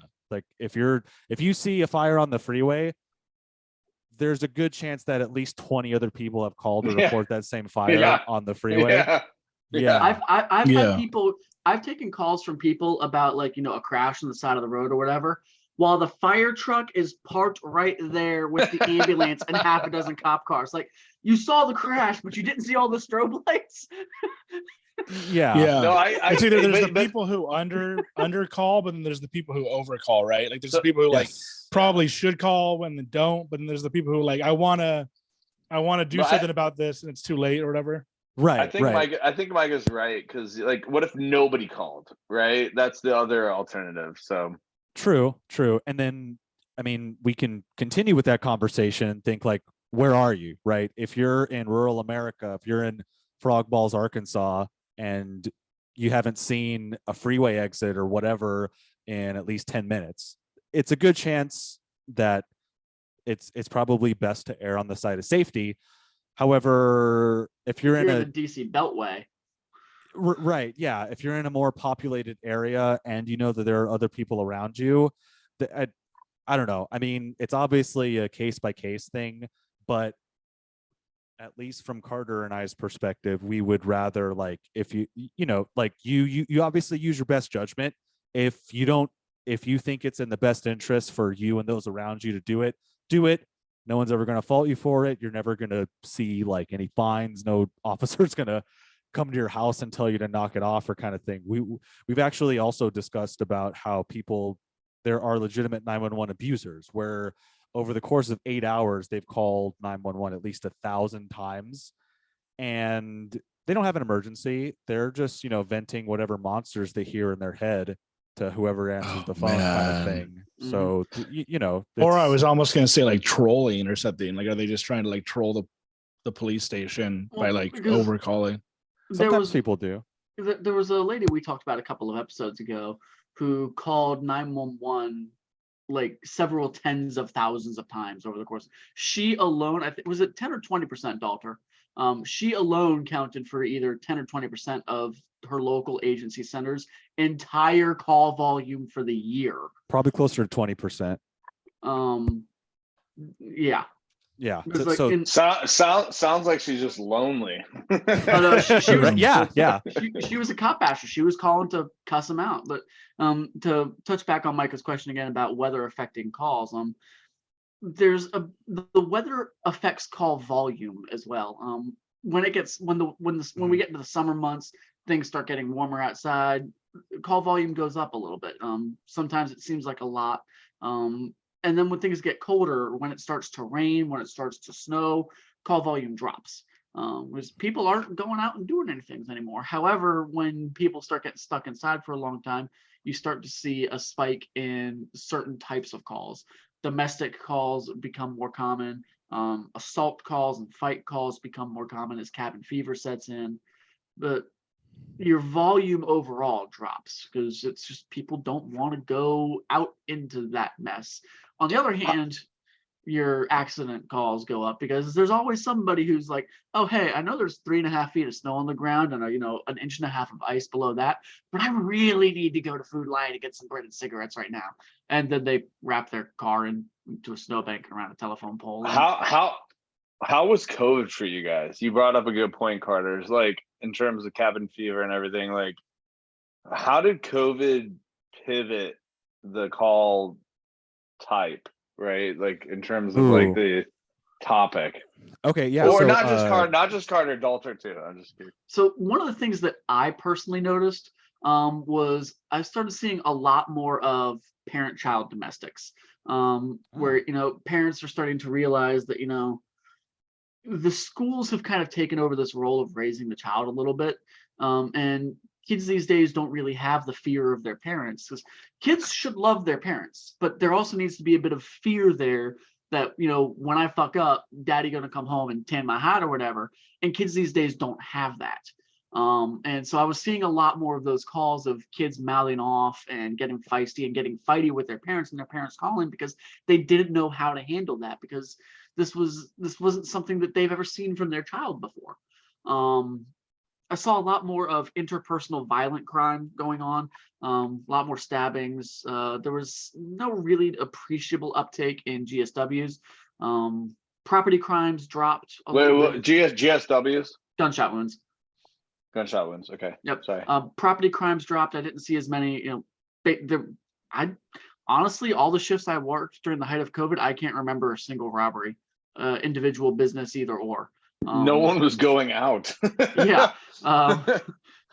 But yeah. So I'll share my perspective in that. Micah, you mentioned earlier that you wanted to know kind of our response to the George Floyd incident and the law enforcement perspective.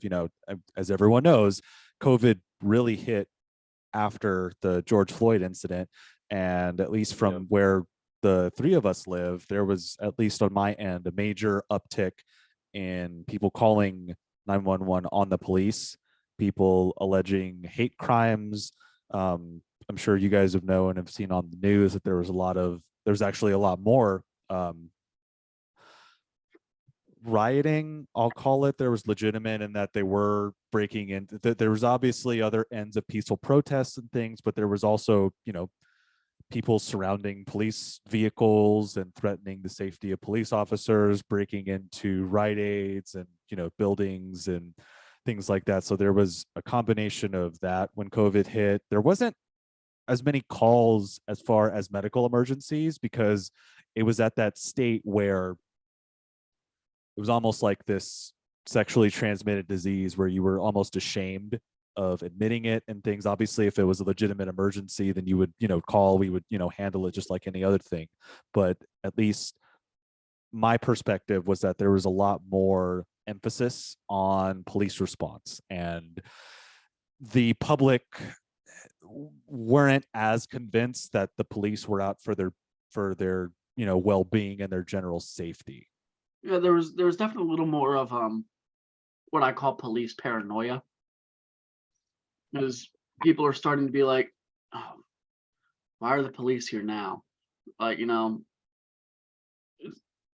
a time beforehand where, you'd see a police officer on like a traffic stop or something, or, an officer drive past your house and you'd think nothing of it. And, then I started getting calls for, I've seen a police car drive past my house like 4 times. What's going on? Is everything okay? And, before COVID, before Floyd, I'd never gotten calls like that. But all of a sudden, people are hyper aware of the police, and it was definitely kind of a change in the geopolitical attitude. I don't want to get too political on it. I try to avoid that. But yeah, have you guys heard of like gang stalking? yeah, it was, so for my HC, I don't know how y'all are in California, but we do have we got a number of gangs in the area. We got Bloods and Crips that are active and all their little derivatives, and then the local street and neighborhood gangs that pop up. And the gang violence is, gang stalking is actually kind of like something a little bit different. Like it's I don't know if you've heard of it, but basically it's kind of like a little bit off the subject, I think, but it's where people like there's a group of people who are like, I think they're like mentally ill or whatever. They think that people are like stalking them. Like they'll look outside. 31 mics. Do you know what I'm talking about? Like they'll look out their window and see like a couple like white vans, and they'll be like, the FBI is here or something. Like they're gonna come get me. And I don't know if you guys deal with that type of stuff, like like you said, the paranoid cop type people. But I took a call from one just the other day. This lady was convinced that somebody was using satellites to spy on her. She could feel them flying overhead. She was feeling electromagnetic pulses when they're scanning her and everything. My neighbor. Jeez. Same thing. Yeah. So how do you handle people like that who are just kind of paranoid? You're nice to them and you just say, have a wonderful night. One of the worst things you can do is actively engage in their right. Don't fall into the I don't want to say delusion, but their perception of reality. For sure. Yeah. You kind of just like maintain a kind of a backstep manner, and just back away. Slowly. Yeah. Do you want to speak with an officer about this? Because that's one of my go-tos when I get somebody like that is, let me send you a cop and you can talk to them, because I'm not picking up the liability bill on this one. When it comes down to it, we have a job to do. Mm-hmm. And within that job, there's policies that we all have to adhere to. Little to no work would get done if you just, spent most of your day dealing with the wackos and the people who and the butt dials. We get a lot of those, hundreds of butt dials every day, kind of thing. So when it comes down to the people who either are delayed in telling you what their emergency is, or they just don't have one. And they know that because it's 911, someone's going to answer. A lot of people use it because we do record all the phone calls. They try and use that to their advantage. I just want to have it on record. Right. Yeah. I don't necessarily have an emergency. God, if I had $1 for every time that like I would have to work anymore. But if I had $1 for every time somebody called 911, the first words out of their mouth were, "It's not really an emergency, but I could retire." Right. Yeah, absolutely. And so use it on emergency numbers. What it's for. In those instances, we have to rely on like, I'm at work. I have a job to do while I'm at work. I can't just, like dick around with whoever's calling because she thinks that like Bill Gates and 5G is gonna come like take me over and stuff like that. It's like you got to get down to, okay, honestly, you call 911 because you want some type of help. So it's my job to figure out what type of help you want, and then we take it from there. Yeah, I have like family members who kind of have they're not like full on QAnon, but like they've gotten into some of these conspiracy theories. And it's like other family, I don't even really want to name who, but it's like, I think I have before on this podcast, but this time around I'm probably not going to, but other family members have kind of like, instead of being like, no, like this probably isn't going on, like seriously anti-vax stuff, like really kind of extreme things coming from like Alex Jones and stuff. Instead of other family members being like, hey, like maybe you shouldn't, or maybe this isn't true, or this probably isn't true, you shouldn't be worrying about it, they kind of like seem to go along with it. And it's like, and then I end up being like the voice of reason, and then I like somehow get into like arguments over these like potentially like these conspiracy theories. It's just like, you find yourself dissecting inanities. It's like, you think rationally about this, critical thinking, and it's just the tinfoil hat. It can be hard, though, because it's like when you're talking to somebody who doesn't, live, well, they do live in the same reality as me, but like when they don't believe the same things as me, it's hard to even like debate issues that are like totally nonsensical. And I know a lot of people actually do bind, like, a lot of people, even totally rational people, are anti-COVID and anti-vax or whatever. So I'm not necessarily saying you're crazy if you believe that, but I think everyone's anti-COVID, but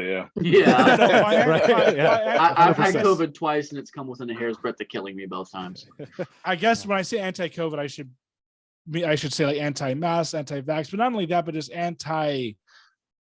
like they almost don't even believe in COVID. Like when you bring COVID up, they're like, "Oh no, it's just like it's the plandemic, not the pandemic, right?" Yeah, exactly. It's all part of the conspiracy theory. Yeah. Yeah. So one thing I can say is how, as 911 dispatchers, it's not our job to sway you one way or another politically. We're not like politically biased in that. I mean, obviously there's some type of culture when it comes to either law enforcement or, EMS or fire, things like that. It's not our job. And in all of the years that I've been doing the job, we're not trying to sway anybody one way or another. I mean, like if you believe in Alex Jones and InfoWars and things like that, I mean, that's your own prerogative, right? But I mean, as long as you show up to work and you're like doing the job, then that's the thing. I mean, like as someone calling in to 911, they shouldn't know your political views. They shouldn't, need to know that stuff because that's unprofessional across the board, no matter if you're on the police officer side, if you're a district attorney, if you're, like whatever, like that doesn't come with the territory of what we do, which I think you, Micah, you asked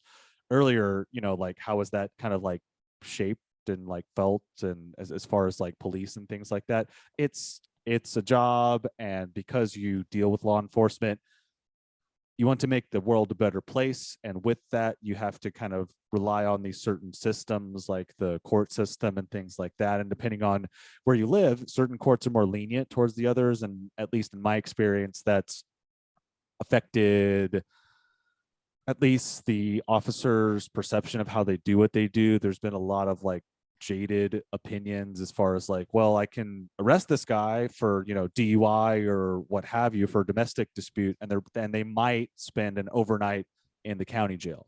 Like my younger brother, who's a police officer in a nearby jurisdiction, he sent me a meme the other day. If any of you are familiar with the meme of the little dude looking at the dude who's just like super freaking jacked, and he's like, "Wow, what'd you do to get like that?"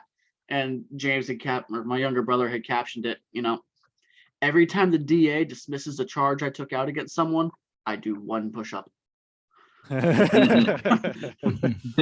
So, I mean, that when you consider the line of work that we're involved in, where, you've gone through this training in this police academy, and that, like maybe you or your loved one or a family member was a victim of a crime, maybe you come from a line of alcoholism and you want to just reduce the amount of drunk drivers on the road. There's this motivation for why people want to do it. Again, you don't join the police academy because you want to shoot unarmed Black people, right? That's not why people get into the gig, right? I mean, that sadly ends up happening. And I think it's really naive and tunnel vision for someone to blame the entire police department for one person's actions.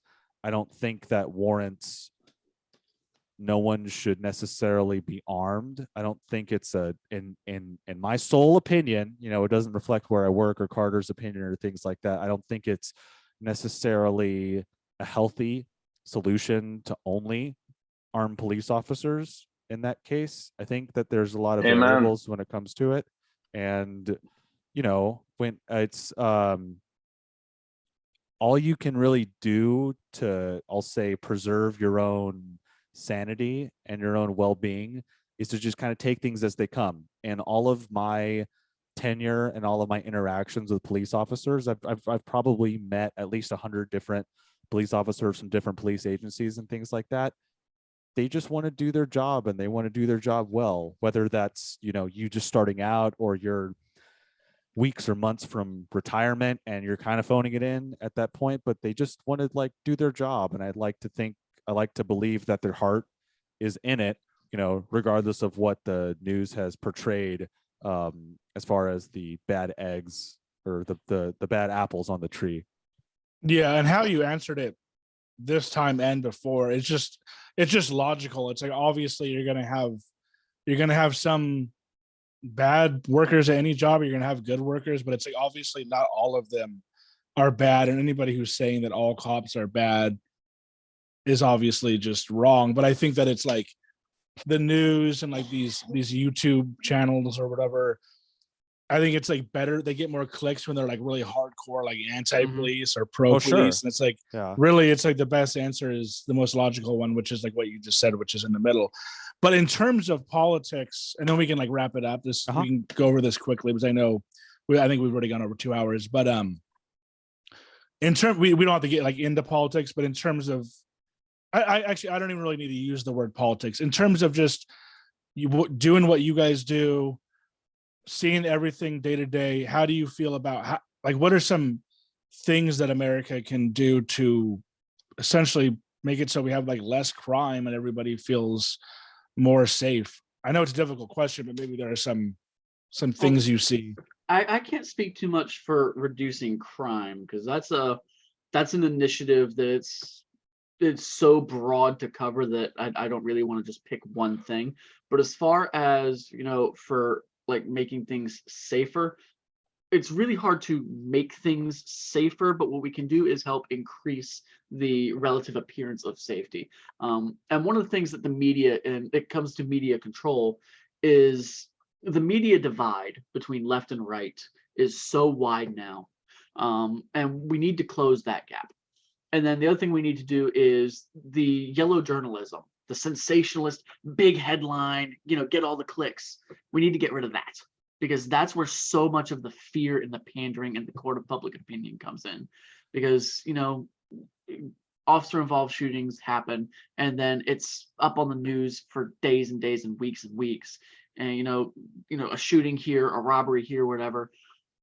It generates so much fear in the populace, like, oh, the world is such a dangerous place. It's like, stop over reporting this stuff. You know, and it's really not, because it's like, I mean, like I said, I'm a delivery driver. I'm out there delivering. I've delivered in bad places, San Bernardino, like some parts of the IE are really bad, and I've never really felt like, obviously some areas I do feel are sketchy, but it's like I never really felt super unsafe. So it's like, why the fuck are you guys pushing this so much? And I don't know why people are buying into it either. You know what I mean? It's just like it's a lot of people get their input on the world, their news from just Fox. A lot of people get their news from just CNN, and nobody is going out and doing this critical thinking. They're looking at different news sources to get a bigger picture of the whole thing. And so it just marginalizes people. And then the other thing is that if I had my way, you know, like when an incident happens and the media is notified about it, and there's going to be, you know, up 5 o'clock news, you know, XYZ incident occurred in this area at this time. The police are investigating. More additional details will be released as they are released. And that's the only time it's going to be mentioned on the news. It ain't going to be discussed again. You corral the court of public opinion. You help make it easier to maintain a pure and unbiased jury that hasn't been, you know, previously exposed to information about the case, should this case go to court. You avoid lambasting and creating sides in the incident, because, you know, CNN is going to talk about what this person did in the case, but Fox is going to talk about the other side, how they got wronged or whatever. And you stop maligning people, you stop marginalizing people, and you stop making the world such a scary place. Yeah, I think we are at a point, because everybody's been talking about this for so long, and it's like we're just at a point now where like the government or whoever needs to step in and be like, hey guys, you got to stop fucking like being so biased, like Fox and CNN and whoever, like just report the fucking news, like, you know what I mean? Like, observe and report. Like do the same thing. Do the same thing we do as dispatchers. Like, receive, relay.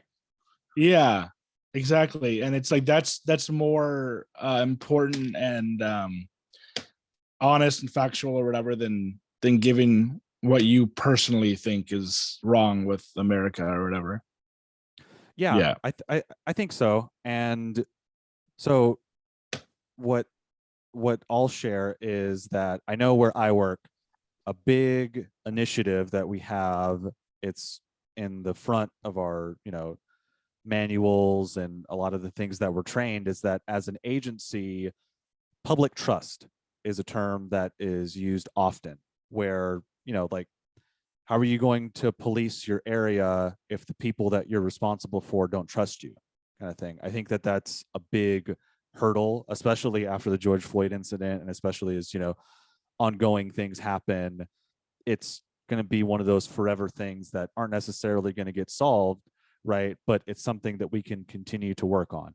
I think that once you have public trust, then you've made a lot of progress, where, again, when your goal is to ensure safety to the public, you've gotten a little closer to at least some type of peace of mind for those type of people, where they think that, hey, if my car is getting broken into, if my house is getting broken into, I have this rapport with my local police, with my local fire department, whatever, that they're probably going to be there, and that they're in it for my best interest. I think, if to everyone's point, what we've all been kind of saying is that if you kind of unplug from the clickbaity news media and thing, and you take it to your own personal experience, and like, what's your relationship like with the police, right? Like, have you ever been, you know,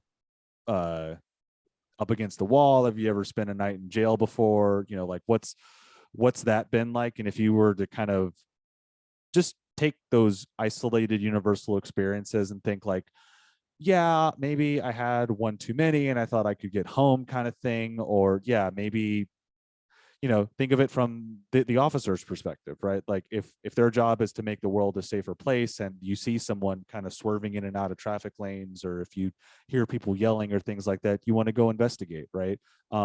As far as, you know, it's always going to be a matter of the public perception too. So I think if you were to start with the perception of things, and then you begin to, I guess, have a conversation about it, kind of like what we're all doing here, and you're able to kind of get away from whatever, or at least acknowledge the biases that you have. And then maybe later down the line, when you're ready to kind of say, yeah, this like fucking liberal was saying we need to take all the guns away and da da da da da kind of thing. Like, if you think of what caused you to shut down in the first place and say like, hey, okay, well, maybe to his point or to their point, and you're able to kind of point out whatever things, right? I like to think that that's progress. So I don't have like a 100% surefire solution to it. I just have initial thoughts and steps as far as how you can get that ball rolling. And then, I think it's up to the individual as far as the contributions they want to make to kind of begin to reduce crime or to make the world a better and a safer place. Yeah. And then, so yeah, lastly, we could just go over your podcast. And yeah, I agree with you. And I was just going to say, like, I said, like, we should get the government involved or whatever and like control the news, but it's like, I don't think we should do that. I think we should just, like you said, get the word out there that, don't be so biased, have like more of an open-minded viewpoint, and don't just trust whatever you read on the internet or see on Fox or CNN or whatever. But yeah, so lastly, your guys' podcast, if you want to plug your podcast, and then also any other podcasts or TV shows or movies that you're into that you want to plug. It could just be anything that you're into right now. Yeah, sure. So if you first off, I want to say thank you, Jordan and Micah, for having Carter and myself on your show. It's been a lot of fun. It's been really exciting. I like to think that we've more or less we've achieved our goal as far as spreading the word and like, making the world a little more of an educated place as far as the 911 perspective and things. If y'all would like to hear more, if your listeners would like to hear more, you can listen to our podcast, Emergency in Progress. We have a website, we have a Discord server. The website is eippod.com. That's eippod.com.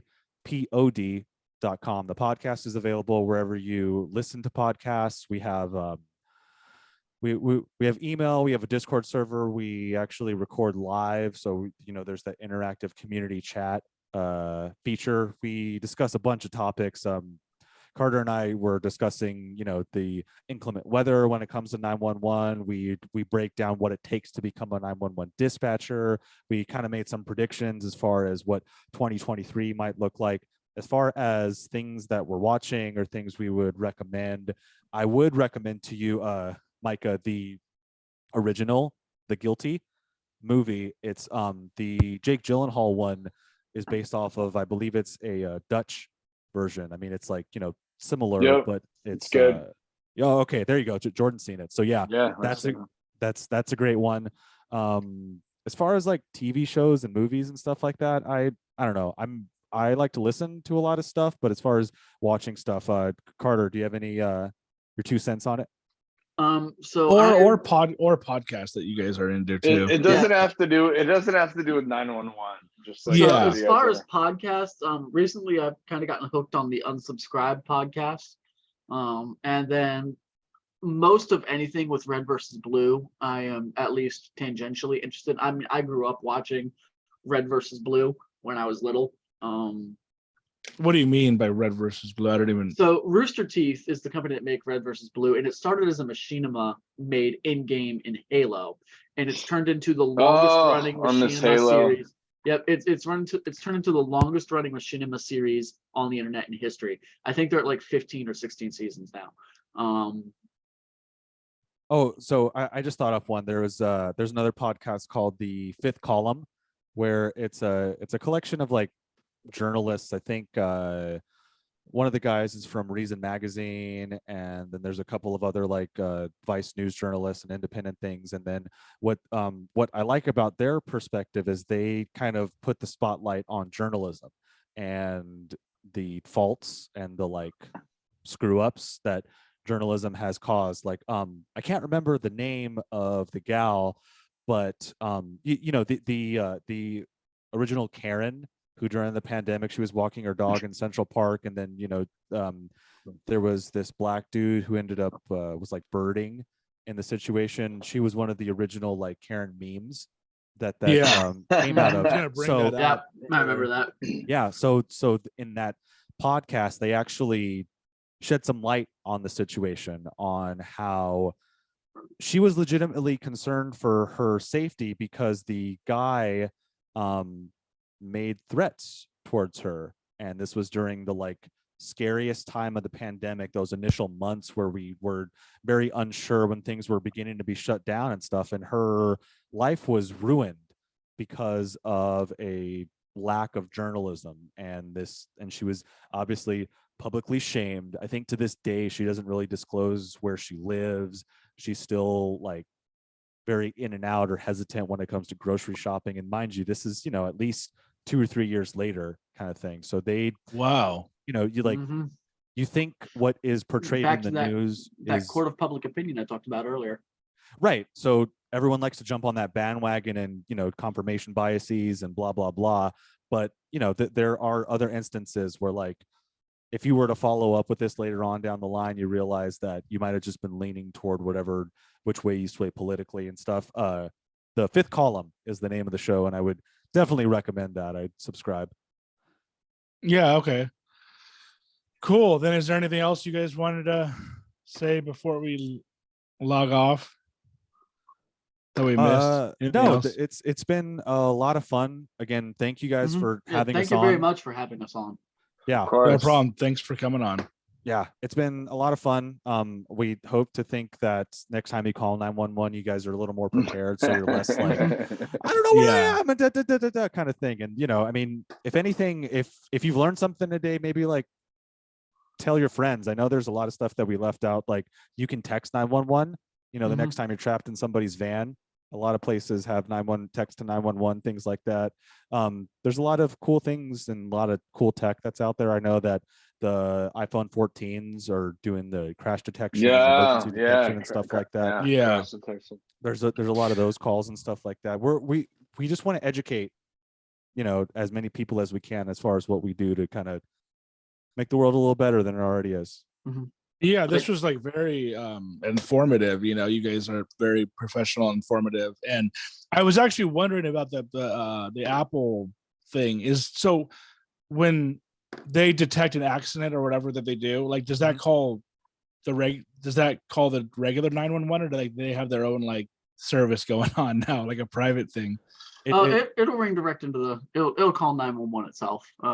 And we get a robot that's like the owner of this iPhone has been involved in a collision or whatever, and it's given us Latin long and the prompt to actually speak with the person. But I can't recall a single time where I've had one of those crash detection calls and actually have a person be there. Oftentimes it's like people who are on like ski slopes and they just came to a sudden stop or something. I know that. Oh no, really? How that tech. I know that how that tech differs in how you would traditionally call is that the phone sends a signal to a satellite and then the satellite projects their geographic location, whereas like when you call from a cell phone, then it'll pick up on a radio tower. So it has to do with the different types of signals. And I think they use like gyroscopes, barometers, a bunch of other fancy Apple tech that's there. It's good, but to Carter's point, he mentioned that it's kind of in this teething process. So they're still kind of working out the kinks and things, but all in all, I'd like to think that it still does a net good for it. So, tell your friends about, 911. It's not that scary a thing. And then, just kind of know what you're getting yourself into. Yeah, Micah, you got to start calling 911 more often. and because right? I've noticed in retrospect that I've got a habit of ending all of our episodes with, just like a little bit of profession wisdom. And so, I mean, I'm mulling my brain over the last minute or two for one to give here. And this is the one I'll come up with, for something to expect when you call 911. We're going to ask you to repeat information. Every time you talk to a new dispatcher, we're going to ask you to repeat that information again. It's not that we're not paying attention. It's that our job is to save your life, save your property, save your welfare, your well-being. And we want to make sure we have the information right. Where it's not that we're not ignoring you. It's not that we're not hearing you. Believe me, we'll tell you if you're difficult to hear. But we just want to make sure we've got everything right. We're not being rude to you. Don't get angry at us, please. But we are going to make you repeat some information. So just be prepared for that when you call 911. Yeah. I was also kind of like wondering if you were like checking up, like to make sure that like the information the person was telling you was like factual and true. You know what I mean? Just being like asking them multiple times to make sure Were they're they not staying like consistent? exactly. No. Yeah. They're not like That's very rarely a clue that I use to pick up on that, because usually there's background in your voice, your inflection. You know, if the details of what you're telling me aren't lining up, it's really unlikely I'm going to catch you out on something like repeat your name over and over again. And then one thing Carter hasn't mentioned is the fact that if we do ask you to repeat yourself, usually by the second or third time you've repeated yourself, there's already help that's on its way to you if it's not there already. And if you actually haven't called 911 before, you can call your local police department's non-emergency phone number and say, hey, I've never called 911. Can I do like a 911 test call? I want to say 9 out of 10 police agencies will say it's okay, you know, and then they'll give people a heads up. And then that way, if something does happen, you're more prepared and you know what to do the next time it happens. Yeah. All right. advice. Sounds good. Yeah. Good advice. And thanks for coming on, guys. Yep, thank you again And if for you having ever, us. yeah. And if you ever want to come back on, just let me know. Yeah. Thank you. And we'd actually love to have you guys on to kind of share like a civilian perspective and whatever stories you guys might have on our show. You know, I have a lot. Mhm. I have a lot. I call 911 all the time. So there you go. There you go. Cool. Yeah. Look forward For to sure, it. guys. We've got if you in the end of our podcast, I don't remember what the phone number off the top of my head is, Dalter, but we've also got a phone number. So if you want to call us and leave us voicemails for stuff for us to discuss on the podcast, that is the thing you can do. Thank you for that. So it's not 911. Yeah, right. No, but that is my work number if you need to get a hold of me. Yeah. So yeah, we have a phone number you can call and leave us a voicemail. It's 818-336-1545. Normally we'd like it's for everybody, right? But our goal was to kind of have other dispatchers share, like if they took a shitty call, if they took a funny call, if they're really sleep deprived, if they just want to vent kind of thing, then it's kind of a open forum where we'll, you know, play them on air and kind of, you know, vibe and riff off of that. Mm-hmm. Any dispatchers who are listening to this who've, you know, been drawn in by tangential or you already listen, give us a call. You know, hit us up and come join us on the podcast. We're always welcome, and we're getting ready to as we go into the new year, we're going to be we want to bring more guests on, you know, have more guest speakers, have a little more audience participation go up. So by all means, reach out to us. It's eippod.com. Thank you. All right, sounds good. Thanks again, guys. Thank you. No problem. Y'all take care. Y'all stay safe. Okay, bye. Happy New Year. Happy New Year.